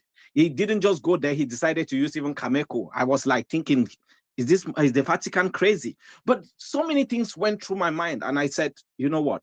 If this man doesn't do anything, and again, just rephrasing what Nkea said, if nothing else happens, just the Pope coming to Bamenda was a strong message. But then everyone, Cameroonians now interpret everything that is happening to be linked to the Pope, because suddenly it's like a tsunami is sweeping through the country. It didn't just start with the Pope anyway. For those who have been following politics, we know we've lost in the last 2 to 2 years or so, 2 to 3 years, we've lost over 40. Now it's 41 MPs in the both upper and lower house that have died. So it's not even just a small number. It's not 6, 7.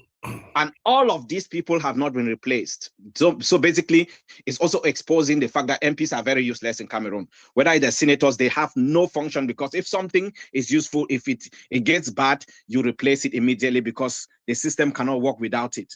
But you've got 41 MPs that have died. No one has been replaced, meaning that effectively we could do without those people, the remaining ones. Including 4 or 5 ministers. Yes. Which have not been replaced, and some of them have resigned. They've not been replaced.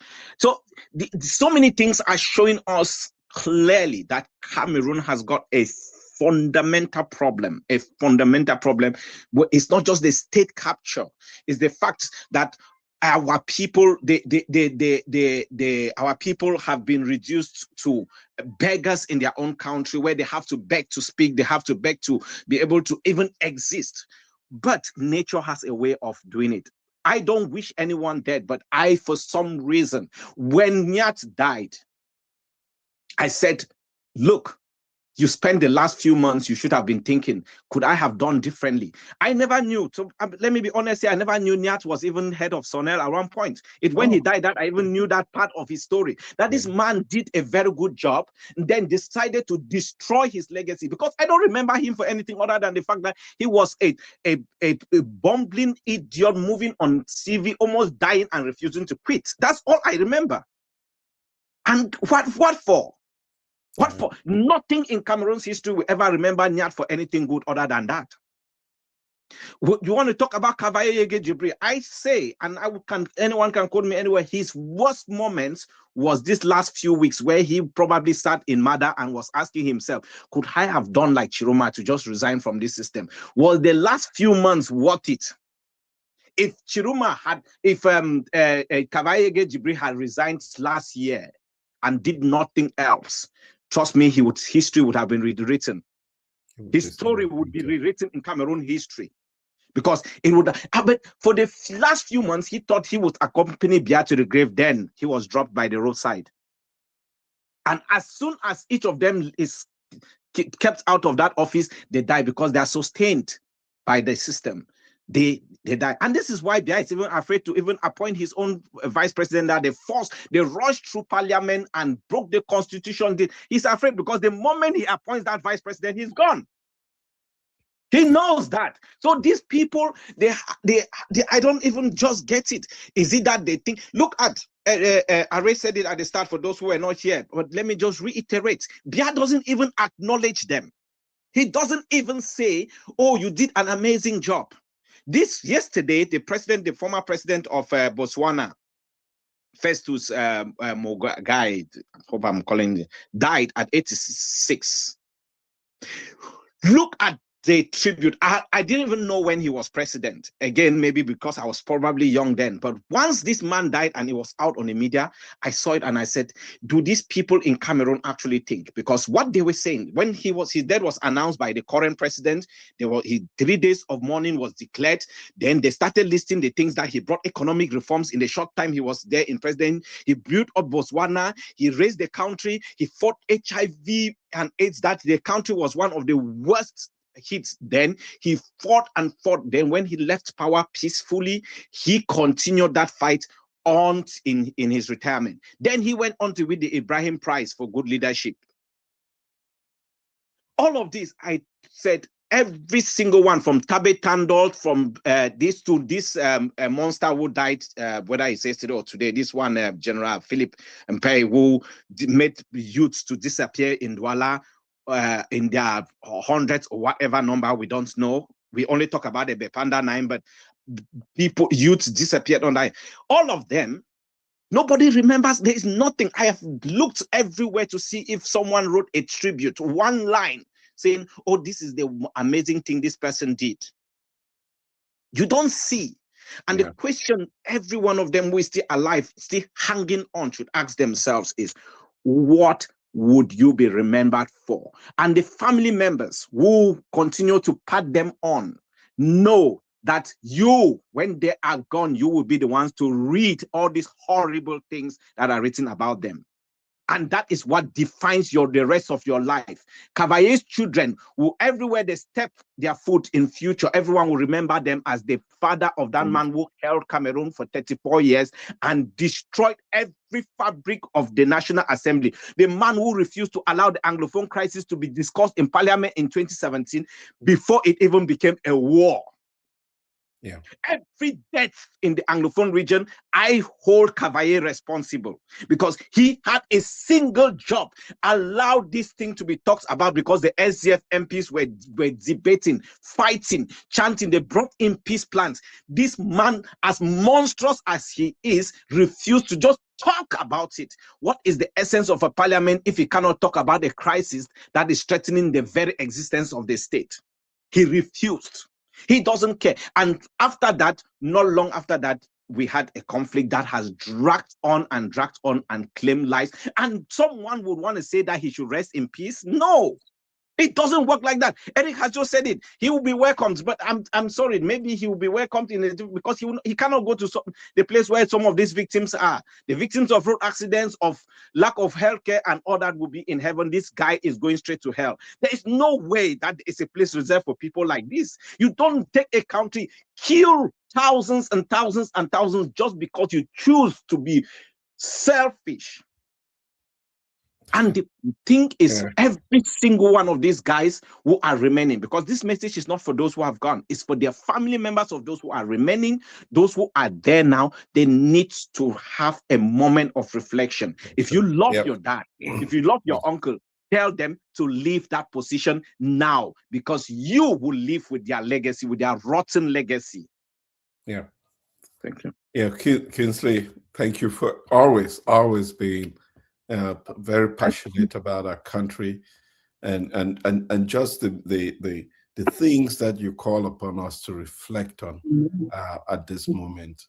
Thank you so much for awakening the conscience of a country with these pertinent words.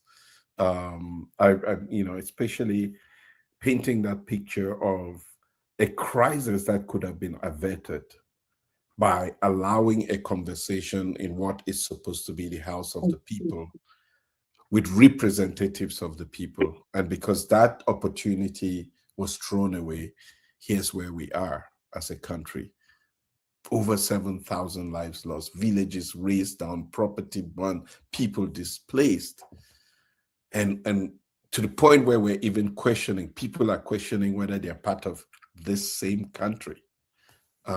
And one man could have changed the trajectory of that history by just making the right decision and putting the interests of the people ahead. I see Chris. Chris, you have your hand up, so I'll turn it over to you. Yes, good morning to everyone, and thanks, Ray and Brother Eric and Leopold and everyone on the line, all Cameroonians listening around the world. Thank you for taking the time to be on this forum every Saturday. We hope to see more Cameroonians joining in because we need everyone. Yes, Brother Eric, we are meeting. Ray, myself, and Leopold will be meeting, I believe, this afternoon or sometime this weekend to continue the work towards the upcoming convention. I think we're calling on everyone on the line to start spreading the word. It is very clear that any Cameroonian who is sitting and expecting somebody to come and do this work is really either doesn't care for themselves, the family, or Cameroon as a whole. It is very clear today that we Cameroonians have to save Cameroon with love. I say with love. We are being tested to develop anger and hatred in our hearts. But we must maintain civility. Yes, let's be angry, but let's not let that anger define what we do. But continue to stay focused so that we can get to the end. The one thing I think Brother Kingsley really unloaded a lot. And when you listen to him, you wonder what kind of a heart do Cameroonians have? These people that are leading Cameroon. What kind of a heart do they have?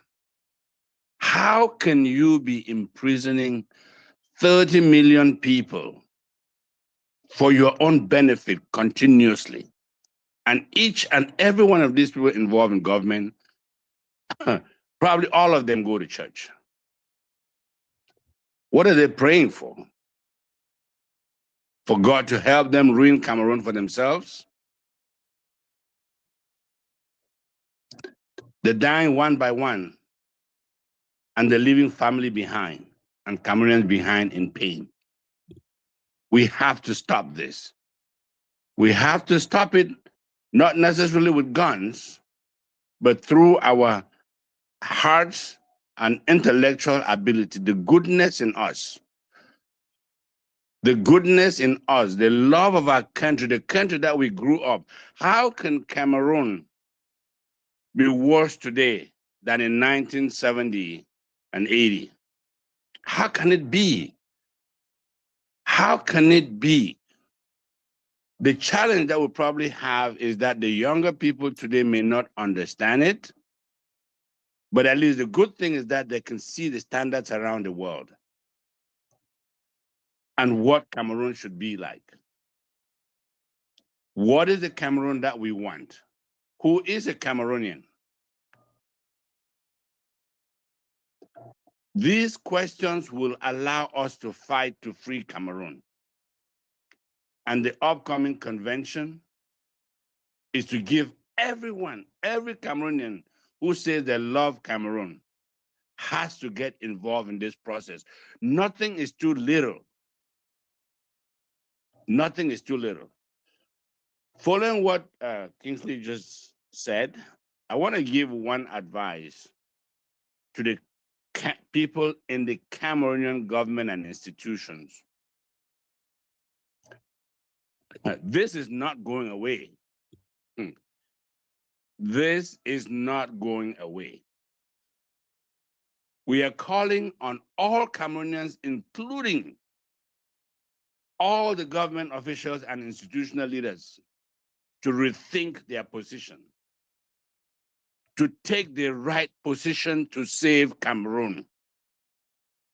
Most of these individuals are intellectuals that have the ability to lead Cameroon right. But they're locked into a system where they cannot exercise their capabilities for Cameroon. Therefore, help Cameroon uncloak itself so that you, who have that capability and experience, can join the rest of Cameroonians to define and carry out the Cameroon that we want. Project C is calling on every Cameroonian, including the leadership, to start thinking about their legacy and the children that they have. The level of cruelty and selfishness being exhibited by a few in this system is ruining great Cameroonian leaders, even in the system. We need to start to see them one by one rethink their position. There is nothing good that this government can do right now. My last advice is the government should study the new generation. This is about the third time I'm saying this on this forum. The younger generation, the Zs and millennials and all of this, do not like injustice. They love diversity. They love unity. This will not go away. If they're expecting that this is going to die, it's not.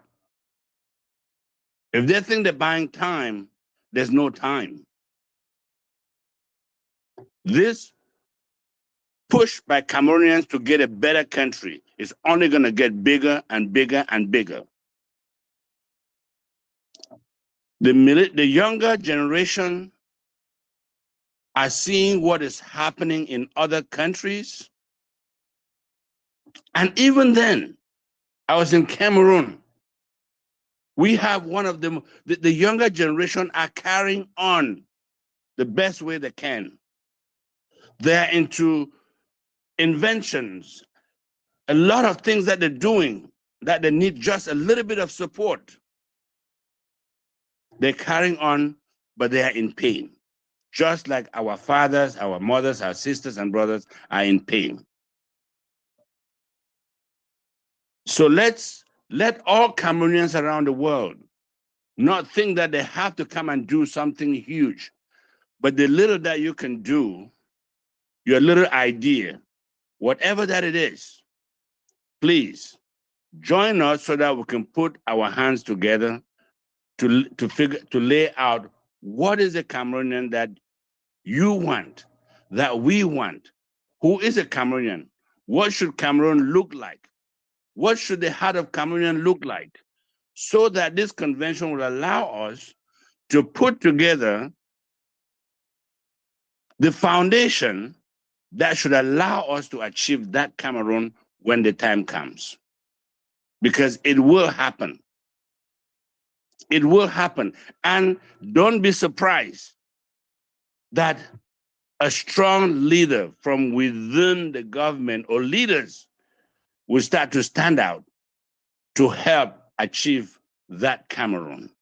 It doesn't have to be violent. It doesn't. South Africa went for so long. But in the end, how did it happen?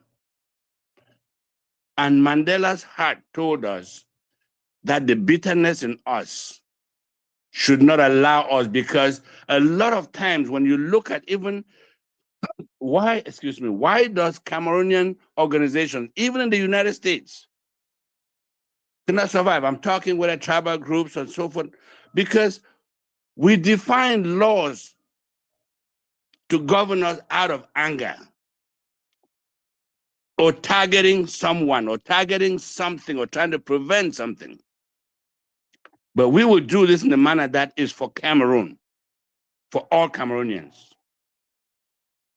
That is done from a good place.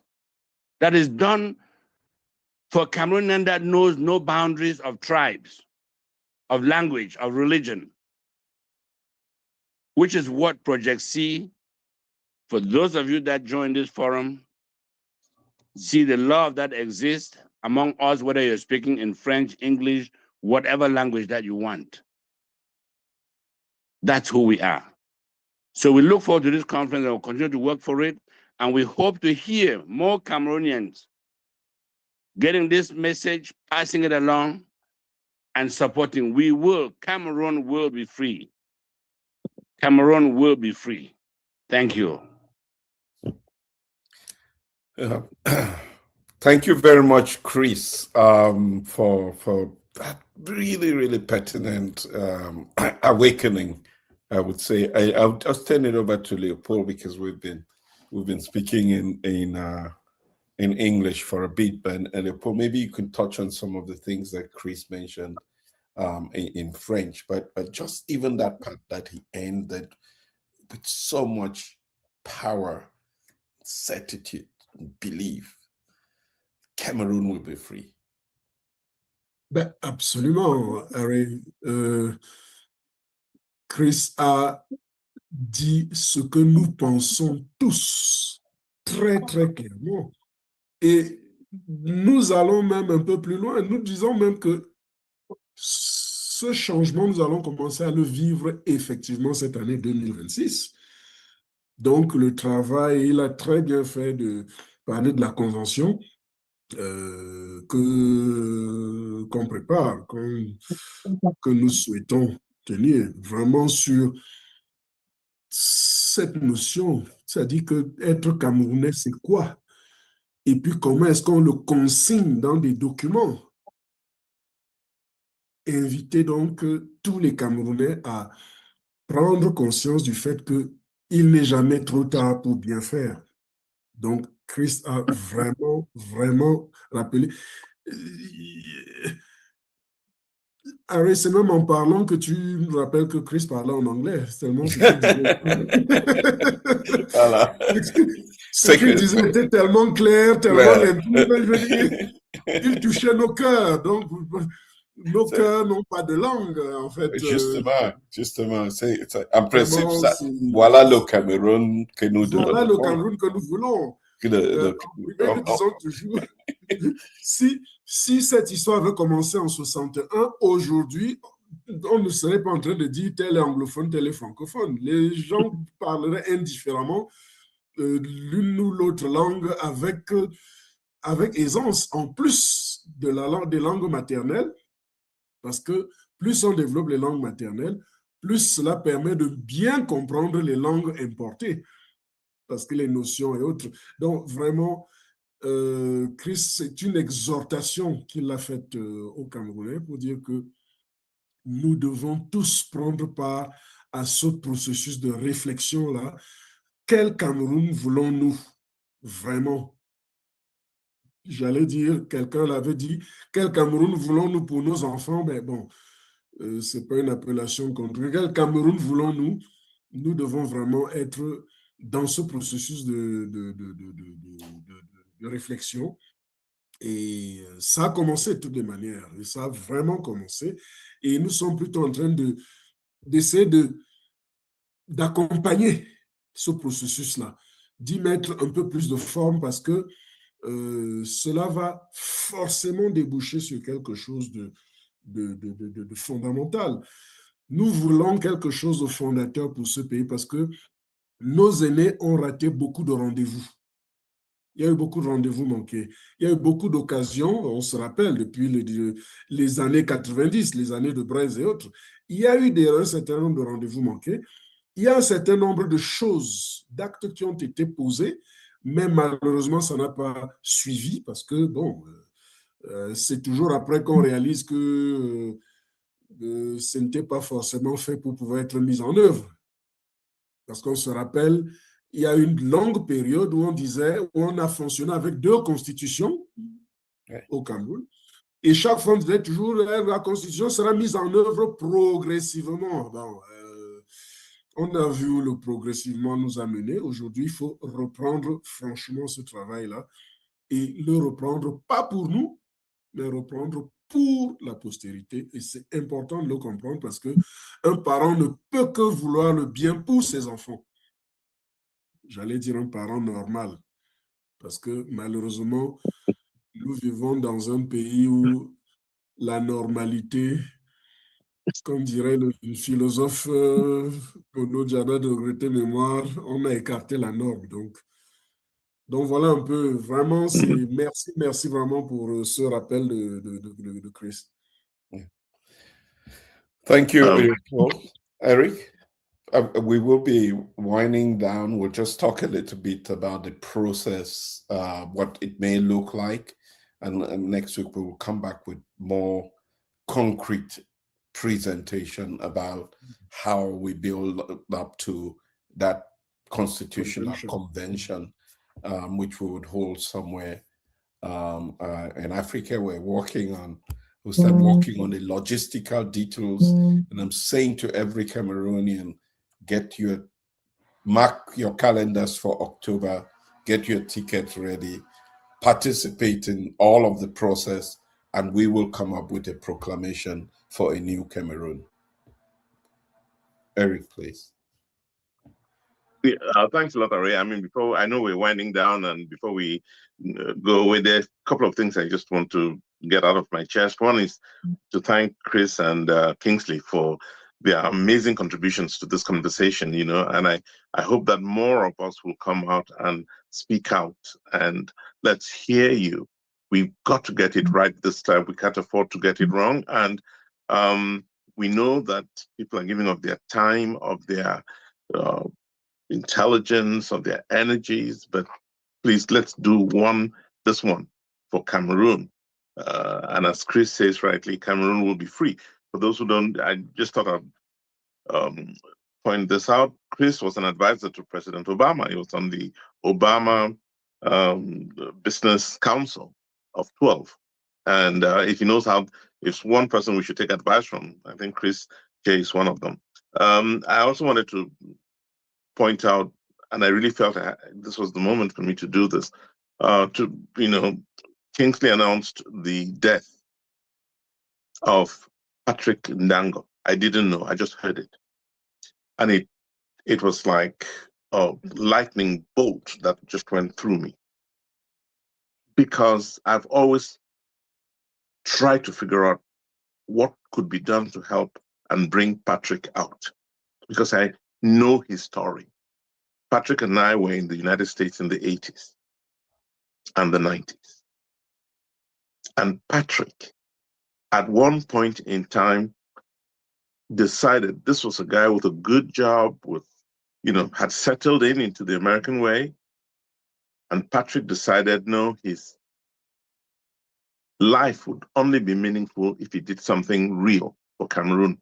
So he packed up and sold assets that he had in the US at the time. When most of us were still trying to build, Patrick already had grounded assets. Sold them, went back to Cameroon and set up a business. And every time I saw him, he'd be proud to tell me how many people, how many lives he was affecting in terms, because he was employing people. And then in 2016, there was this march. Patrick left his house and was going to his business place in Bamenda when the decision was made to arrest a number of them. In 2016, this is long before the war started, which Mr. Biya declared in October of 2017. Patrick was arrested well before that for marching. Patrick and a number of BBC, Ngalim, Felix, and a number of other people. They were arrested for marching. You may remember the Puffin Revolution in Bamenda, protesting the quality of life in the city. They were protesting that, and they were arrested. And Patrick was one of them. And when I met him in prison, when I went to visit, he told me the story. He was there. He was not even marching. He was going to his office or to his business location. And Patrick was arrested and has been in jail to this day and has died. I think there's, I already talked about the urgency of now. Change is urgent. We've got to do it. This situation should not continue. We can't afford to let it go on. And if anybody in government is hearing me, I think, before Mr. Biya dies, let him do one thing. And just, to come back to, if it's Chris who said it, when I said they will be welcomed on the other side, no, it's not a happy welcome. It will be all the children who died. It will be the Patrick Ndangos of the world who emerge to tell them, come on, come and explain to us what you did. Why you sent us here when we should not have. So, and then, I want to also reckon, since he mentioned it, Kingsley Festus Mugai, with whom I happen to have worked, a single person who came with the determination to keep his country on the right path, Botswana. And you may remember Tem Emmanuel, who was with us a few weeks ago. He's now in Botswana also to advise another president of that country who's determined to keep his country moving forward. Botswana has not been lucky to have, the last two presidents were not as effective. But the young man who's there now, Numa, is looking out, reaching out for the best talents he could find to help him get his country moving. And he's called on a number of Cameroonians, amongst whom is Tem Emmanuel. Look, there are all of us out here willing to weigh in when we have a government in Cameroon that is ready to accept new ideas. Part of the problem of this system is the stagnation, not only at the level of economic movement, but at the intellectual level.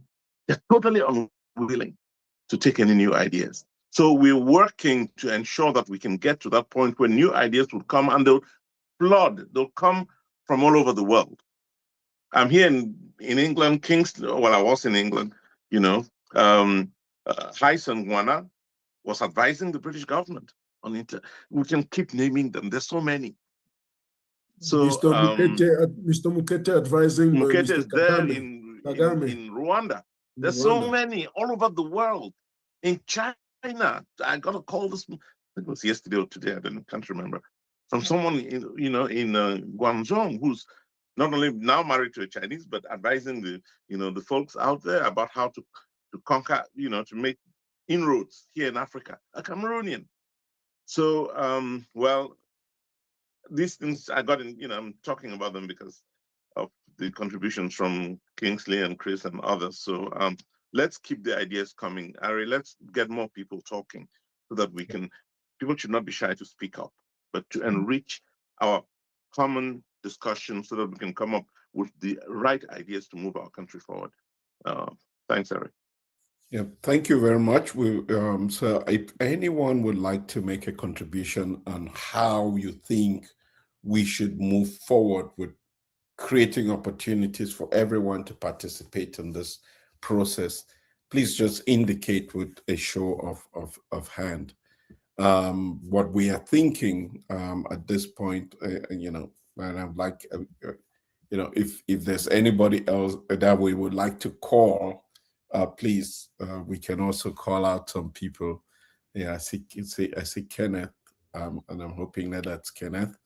That would like to hear your thoughts on this. I see. So but what we really hope is that what we're saying is that this country cannot move forward if we do not come together, sit down, and talk to one another.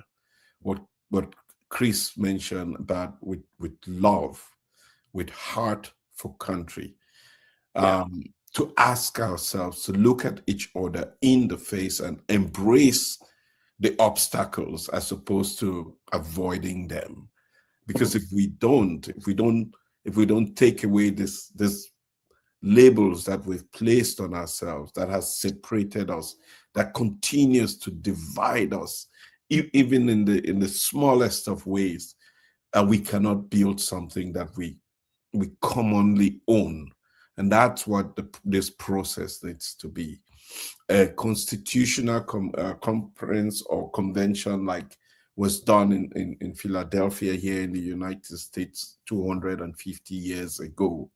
That was done even, the Malian Empire did host its own constitutional, created a charter where we really define what does the dignity of a Cameroonian mean. What does justice mean for every one of us? How can we ensure equality for everyone that's born in our country? And we're going to begin that process by creating opportunities for people to participate. Online, we're going to leverage technology to make sure that people can respond to these questions, and we can use the empirical data to arrive at conclusions as what people want. We will also have focus groups. We will have conversations with groups of people just to get their perspective. We figure out a way to reach out to our local chiefs to participate in this process. I would also want people on the ground, where it may mean that we have to recruit thousands of young people who can go across the country. And I actually did this.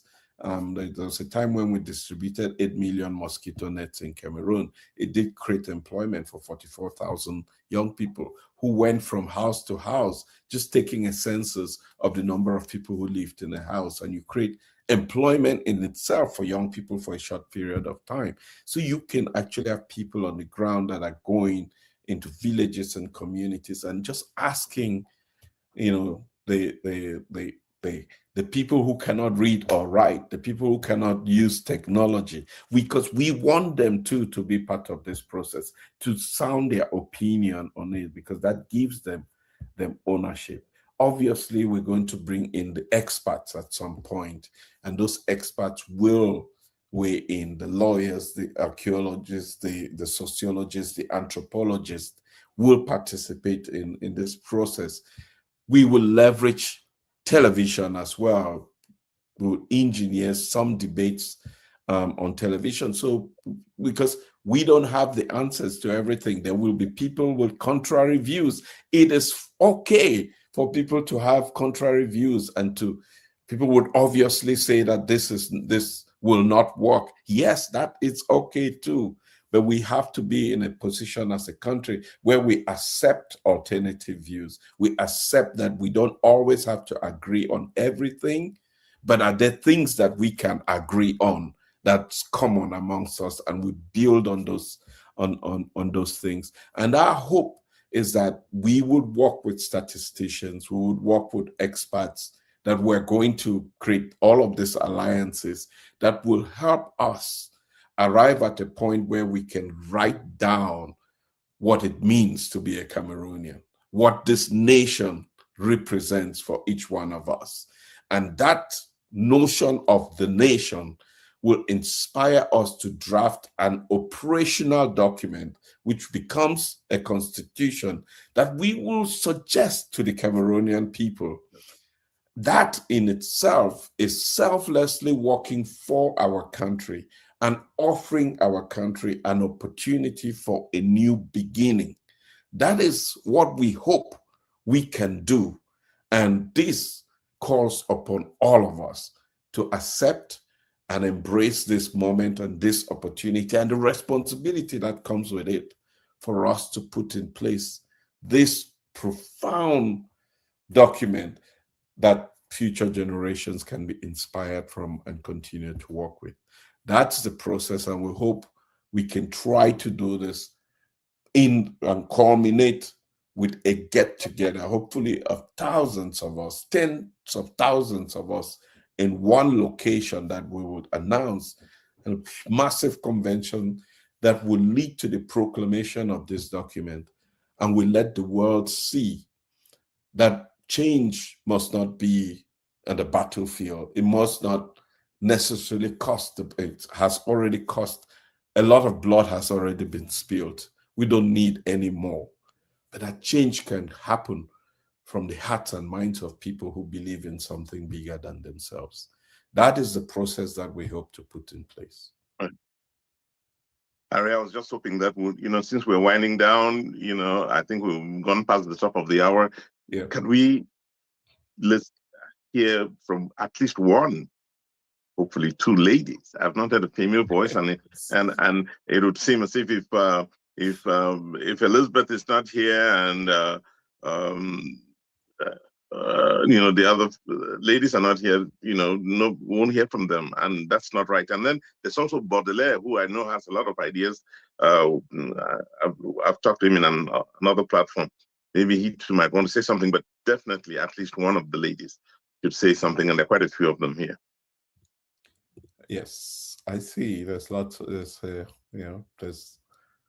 There's Judith, there's Delphine, there's Jean, there's Shira, Esther, there's Shira, there's Lydian. Mm-hmm. Not forgetting Mimi. There's Mimi. Oh, yeah. Lydian, il faut dire quelque chose, là.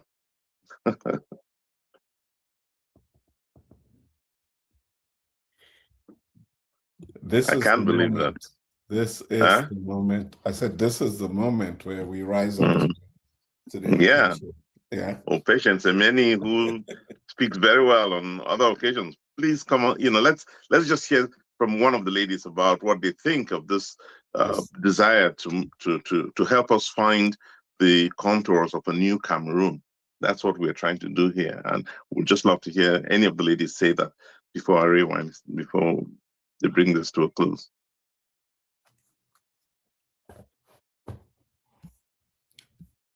Anyone? Jane? I don't believe that. Not okay. Yeah. Maybe it's okay. Well, Delphine have a hand up. Yes, Delphine has her hand up. Thank you for saving the day, Delphine. Okay, for me. Thanks for the opportunity, and sorry I can't do video right now, but just kudos really to this initiative. Yeah, Eric, Ari, Leopold, what you guys are doing is just phenomenal.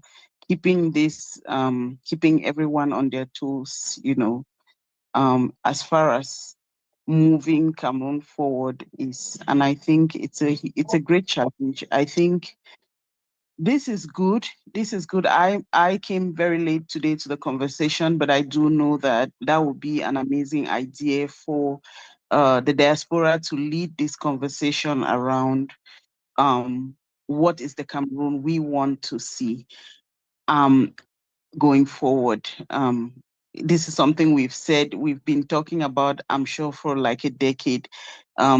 It's been a terrible 4 decades, or I would say 6 decades, and what are we going to leave to the future generation? Are we just going to fold our hands and let them, so having these conversations and having such a convention I think is an amazing idea. There's just one thought that came through my mind as I was listening to everyone speak is, and this also calls on our Christian our Christian background and values. So while we do know that where we are in terms of where our nation is something that has been driven by certain values that are not aligned with what we would be proud of. And what we're talking about is, how do we set a foundation around a set of values? How do we build a set of values that we would all agree are our Cameroonian values, and that will allow us to build a new nation? So to start that, I think one thing that is really, really critical is really that introspection, right? When we think about Cameroon, I believe that for those of us on this call and those leading Project C have taken it like, okay, we can't just sit and complain, we have to do something, right? But let's go back to the basis. How have we all contributed to this current situation, which is a conversation that is difficult, but I think is something that we must have. And a lot of that has already started in the media when you see people like Abe Nzonga coming out and saying what part they played in certain points in history that led us to where, or that contributed to lead us to where we are.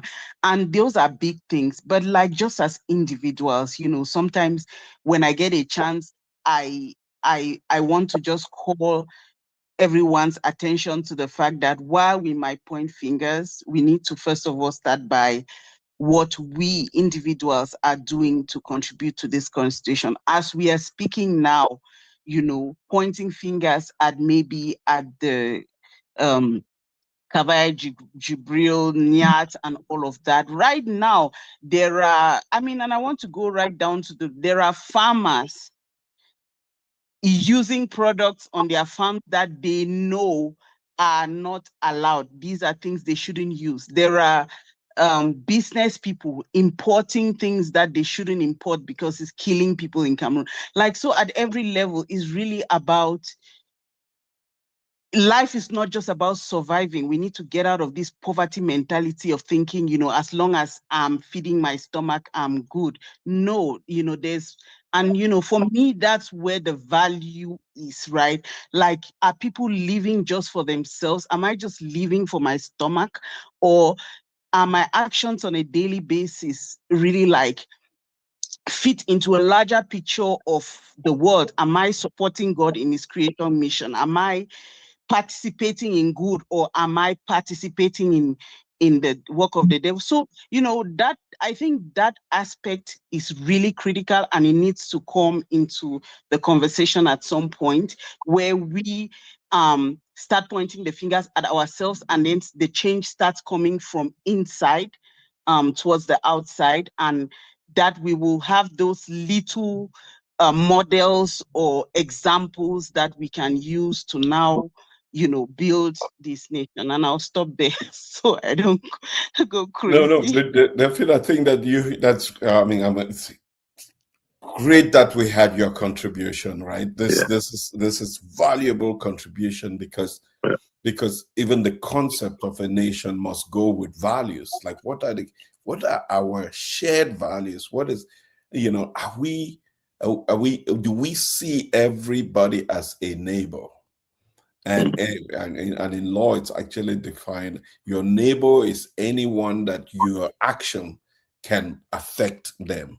And if we can see everyone as a neighbor, then people will not produce manufactured poisonous drinks to put in bottles and sell to fellow Cameroonians in the name of making a living. Because as bad as that is also the same when you wear a white collar and shirt and tie and sit in an office or appointed to an office, and yet you mortgage the future of the people. It's poisoning the people. It's killing the people day by day with every decision. When you sit in the parliament where you're supposed to represent the people and you vote a constitutional amendment without listening, without getting the opportunity to go back to your constituency and listen to them.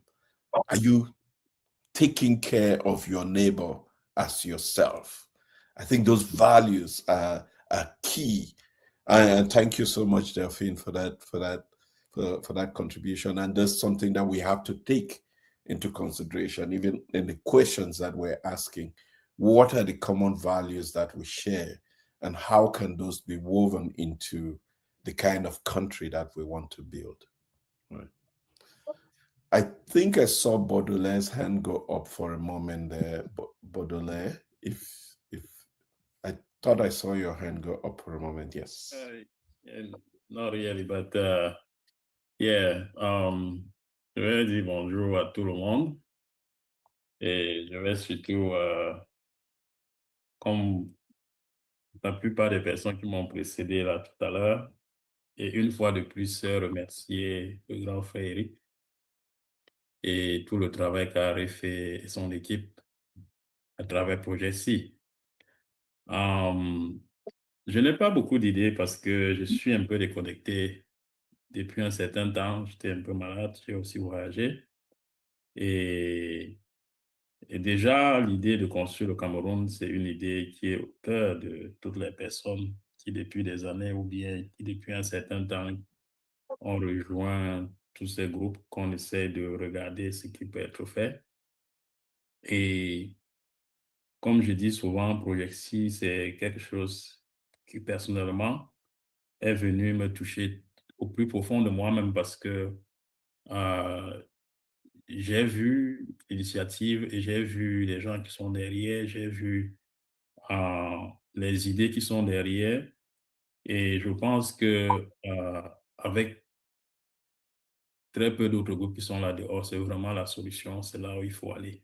J'ai toujours dit cela et j'ai toujours apprécié les efforts qui sont faits. Continuons à avoir toutes ces bonnes idées. La semaine passée, j'étais là très brièvement quand on discutait sur la forme de l'État, quand on discutait, et c'était vraiment très bien. Je vais peut-être demander, si c'est possible, de me donner une idée sur cette convention parce que je suis arrivé un peu tard aujourd'hui et j'ai suivi le mot convention plus d'une fois. Je ne sais pas exactement. Peut-être je vais prendre quelqu'un offline qui va un peu m'expliquer pour ne pas empiéter sur le temps des uns et des autres ici aujourd'hui. Sinon, personnellement, je suis complètement on board, comme toujours, et je suis prêt à apporter, à galvaniser tous les Camerounais qu'on peut galvaniser dans la diaspora parce que depuis longtemps, j'ai toujours dit, nos frères du Cameroun sont presque au bout de leurs efforts. Et si on doit sauver le Cameroun, c'est beaucoup plus ceux qui sont dehors, ceux qui sont cette expérience que nous avons évoquée tantôt, qui peuvent créer l'impulsion, qui peuvent amener les autres qui sont au Cameroun à suivre et donner la direction. Et pour faire cela, il faut qu'on soit organisé, qu'on sache qui peut faire quoi, qu'on soit tous unis autour d'une idée comme Projexi. Et une fois qu'on est là, qu'on essaie de vraiment faire le travail qui est en train d'être fait déjà et que chacun soit prêt à porter sa petite contribution. Je vais dire quelque chose sur le général Pai qui est mort. Pas parce que je le connais, non, parce que ces événements se sont passés, le temps qu'il a été généralement de commandement opérationnel, ça s'est passé sous mes yeux. C'était vraiment à l'heure où moi, j'étais au Cameroun. Et la réalité du Cameroun, c'est que, je crois qu'Éric a dit tout à l'heure, ou bien c'est Chris qui a dit, non, je crois que c'était Eric. Il a très bien dit, parce qu'il connaît le Cameroun. Il y a beaucoup de Camerounais qui parfois ont la volonté de bien faire et qui sont trappes dans les réalités du système, dans les réalités de bien. J'en ai été témoin plus d'une fois. Des gens qui peuvent faire de très bonnes choses, mais parfois, ils sont complètement guidés vers le côté du mal. Et c'est ça, parfois, quand on veut juger certaines des personnes. Et je ne veux pas dire qu'il faut juger positivement, mais non, loin de là. Mais je veux seulement relever un petit fait parce que moi, je suis un enfant de dépendant. J'étais au Cameroun pendant ces périodes où on créait le commandement opérationnel. Et la criminalité était débordante. Et ce monsieur, il a quand même été courageux à l'époque. Il a vraiment, en quelques mois, éradiqué cette criminalité. Il y a eu beaucoup de bavures, comme tout ce qui accompagne ce mauvais régime. Mais ce petit temps de commandement opérationnel avait aidé à réduire la criminalité. On ne sait même pas où on en serait aujourd'hui. Moi, je connais des grands bandits dans notre quartier de Bépanda qu'on ne savait qu'ils avaient terrorisé tellement les Camerounais qui étaient les premiers à être exécutés par les services du... Mais il y a eu beaucoup de bavures juste parce que bon, le régime était un mauvais régime. L'action était, en quelque sorte, ça avait un peu sa place, mais bon, il y a eu trop de bavures. Et en même temps, comme beaucoup de choses qu'on voit aujourd'hui, par exemple, les microbes qui terrorisent les Camerounais aujourd'hui, il n'y a personne qui se lève pour résoudre le problème des microbes. Et donc, je voulais juste dire cela, pas pour dire que Mpai a fait un bon travail, non. Il y a eu beaucoup de rôles en ce temps-là, mais il y avait cette petite nécessité qui était là de résoudre le problème du grand banditisme. Dans tous les cas, je remercie tout le monde ce matin et merci encore de m'avoir permis de dire quelque chose. Nous continuons la conversation. Merci, Harry. Merci, docteur Cécile. Merci, Eric. Merci. Merci beaucoup, Baudelaire. Leopold, do you want to talk briefly about the convention? Because I spoke about this in English. Maybe you want to just touch briefly. I mean, we're still defining, the concepts, but the idea of a journey is, so the convention is part of it. It's not all of it. It's the journey to it and eventually what happens after. Oui, effectivement, nous souhaitons mettre en place une convention qui débouchera sur justement une nouvelle constitution à proposer aux Camerounais et qui passera donc par cette réflexion dont nous avons parlé aujourd'hui, l'identité camerounaise, la définir, quelles sont les valeurs que nous devons vraiment soutenir dans ce processus. C'est une convention qu'on voudrait organiser quelque part en Afrique, qui va réunir donc toute l'expertise des sociologues, des anthropologues, des statisticiens, des politologues, des juristes, des sages, pour pouvoir rappeler justement ces notions de valeur, des éthiciens, parce que, comme on le dit souvent, l'éthique vient avant même les lois. Donc, voilà un peu le processus, mais ça fait partie justement des activités que Project C veut mener et nous souhaiterons donc que cela puisse avoir lieu en octobre. Et il sera donc mis en œuvre des mécanismes de collecte de données, d'informations, de sensibilisation à cet effet-là. Donc, voilà un peu, grosso modo, ce qui nous préoccupe en ce moment. Le travail a commencé. Il y a une équipe qui est à pied d'œuvre là-dessus. Il y a beaucoup de choses qui se font. Il y a de la matière, en tout cas. Et il est important que le plus grand public soit vraiment associé à cela dans les contributions. Nous allons avoir recours à tous ces outils technologiques pour pouvoir collecter ces données. Donc, voilà un peu l'idée de cette convention constitutionnelle. Ce sera quelque chose vraiment d'original. Ça n'aura de mémoire, nous n'avons jamais eu à le faire pour le Cameroun à cette échelle. Parce que jusqu'à présent, c'était toujours un petit noyau de personnes, de 4, 5 personnes qui le faisaient avec des orientations politiques qui malheureusement nous ont menés là où nous sommes aujourd'hui.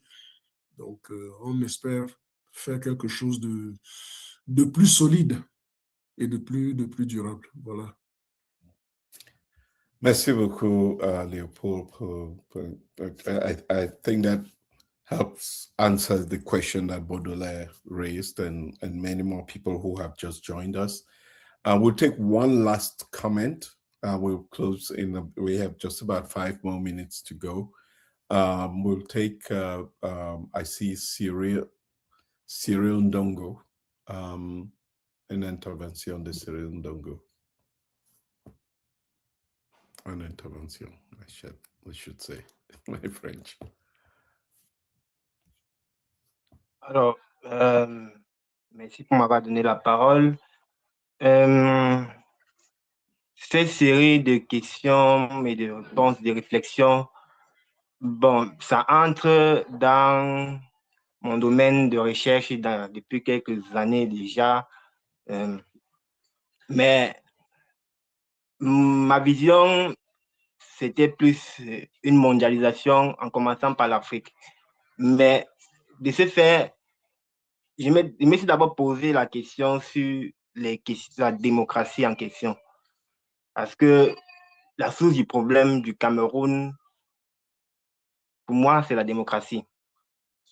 Et de ce fait, il y a certaines réformes que, après quelques réflexions, j'ai pu proposer. Les observations que j'ai pu mener, par exemple, au niveau d'un certain recours à la mémoire. Dans la plupart des démocraties, il y a toujours un certain recours à la mémoire pour pouvoir résoudre les crises. Que ce soit en Afrique, que ce soit en Angleterre, que ce soit en France. Et ces mémoires-là ne sont pas institutionnalisées. Le système politique dont je propose se base sur un équilibre entre la modernité et les traditions. Parce que dans la plupart des régimes politiques, c'est soit la modernité, soit les traditions. Nous savons que la démocratie, normalement, se base sur 2 principes, le vote et l'état de droit. En état de droit, on va à la séparation des pouvoirs, les constitutions. Et c'est dans cette séparation des pouvoirs que je propose d'ajouter un 4e pouvoir. Pourquoi ce 4e pouvoir? Ce 4e pouvoir va nous permettre à institutionnaliser les mémoires, premièrement, et à avoir une vision sur le long terme. Pour dire qu'elle aura un veto, c'est-à-dire un certain suffrage, un veto sur les lois qui durent. Donc, elle aura les capacités ou une fonction de temporalité sur les lois. ce qui nous amène à peut-être réfléchir sur une nouvelle sorte de parlement. Et pour dire tempérer les lois, quelles sont les personnalités ou les entités culturelles qui sont capables, ou les entités tout simplement qui sont capables de porter cette vision-là? Je pense que c'est un conseil des sages, c'est-à-dire un conseil des sages et par exemple autour de nos chefs traditionnels. Si on veut revenir à ce que Platon craignait dans les démocraties, c'est que lui, il disait que si une démocratie parle d'égalité pour tous, ça veut dire que il donne une certaine égalité à les jeunes. Ça veut dire d'en donner une égalité entre les vieux et les jeunes dans un système dans un système politique. Et c'est ce qu'il avait peur. Il prenait pour une hiérarchie. Parce que il disait que si il y a une égalité et une liberté, démocratie, ils ne vont pas marcher, ils ne vont pas fonctionner. Alors, c'est dans ce contexte-là que le pouvoir connectédique, que j'appelle le quatrième pouvoir, naît. Oui. D'accord. Léopold, oui, c'est tout à fait intéressant, mais il faut dire que c'est un peu plus complexe que cela parce que les sociétés traditionnelles africaines étaient encore mieux organisées que cela. Et cela nous amènera à forcément, ça doit être pris en considération dans le processus de réflexion. C'est pour cela que nous avons évoqué l'inclusion des sages dans le processus de réflexion. Et cela me fait penser aussi à un livre que j'ai écrit qui s'appelle Afrocratie. Donc, ces processus de réflexion-là ont été effectivement visités en profondeur. Et vous pouvez le croire, les pays d'Afrique de l'Ouest, les pays d'Afrique australe étaient très, très, très organisés de ce point de vue-là. Donc, vous avez raison de dire qu'on a un souci de démocratie dans la mise en œuvre de la démocratie, mais nous ne partons pas de rien. L'Afrique avait un certain nombre de valeurs que nous voulons faire ressortir, justement. Oui. Donc, voilà un peu ce que je pouvais dire, Harry. Vraiment, merci pour ça. Justement, c'est dans ce contexte-là que je n'ai pas plus loin. Je n'ai pas plus loin pour au niveau des démocraties qui se concentrent plus sur les masses électorales. Donc, il faut, dans ce système-là, j'inclus deux types de suffrage. Un suffrage méritocratique qui, par exemple, pour dire simplement que pour donner le pouvoir à quelqu'un, il faut avoir du mérite. Et comment avoir ce mérite-là? En créant une sorte de monnaie civique.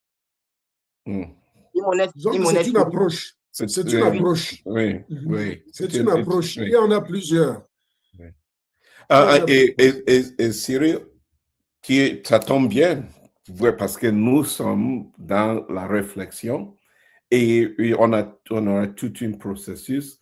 Je ne sais pas comment on peut t'engager pour que tu sois inclus dans un comité qui travaille sur le développement de ça. Si tu fais partie du groupe WhatsApp des Project C. Voilà, qu'ils s'inscrivent déjà dans le groupe WhatsApp. Et on va être en contact. Comme ça, les propositions, les idées que vous avez peuvent nous aider à développer effectivement ce qu'on veut développer pour le Cameroun.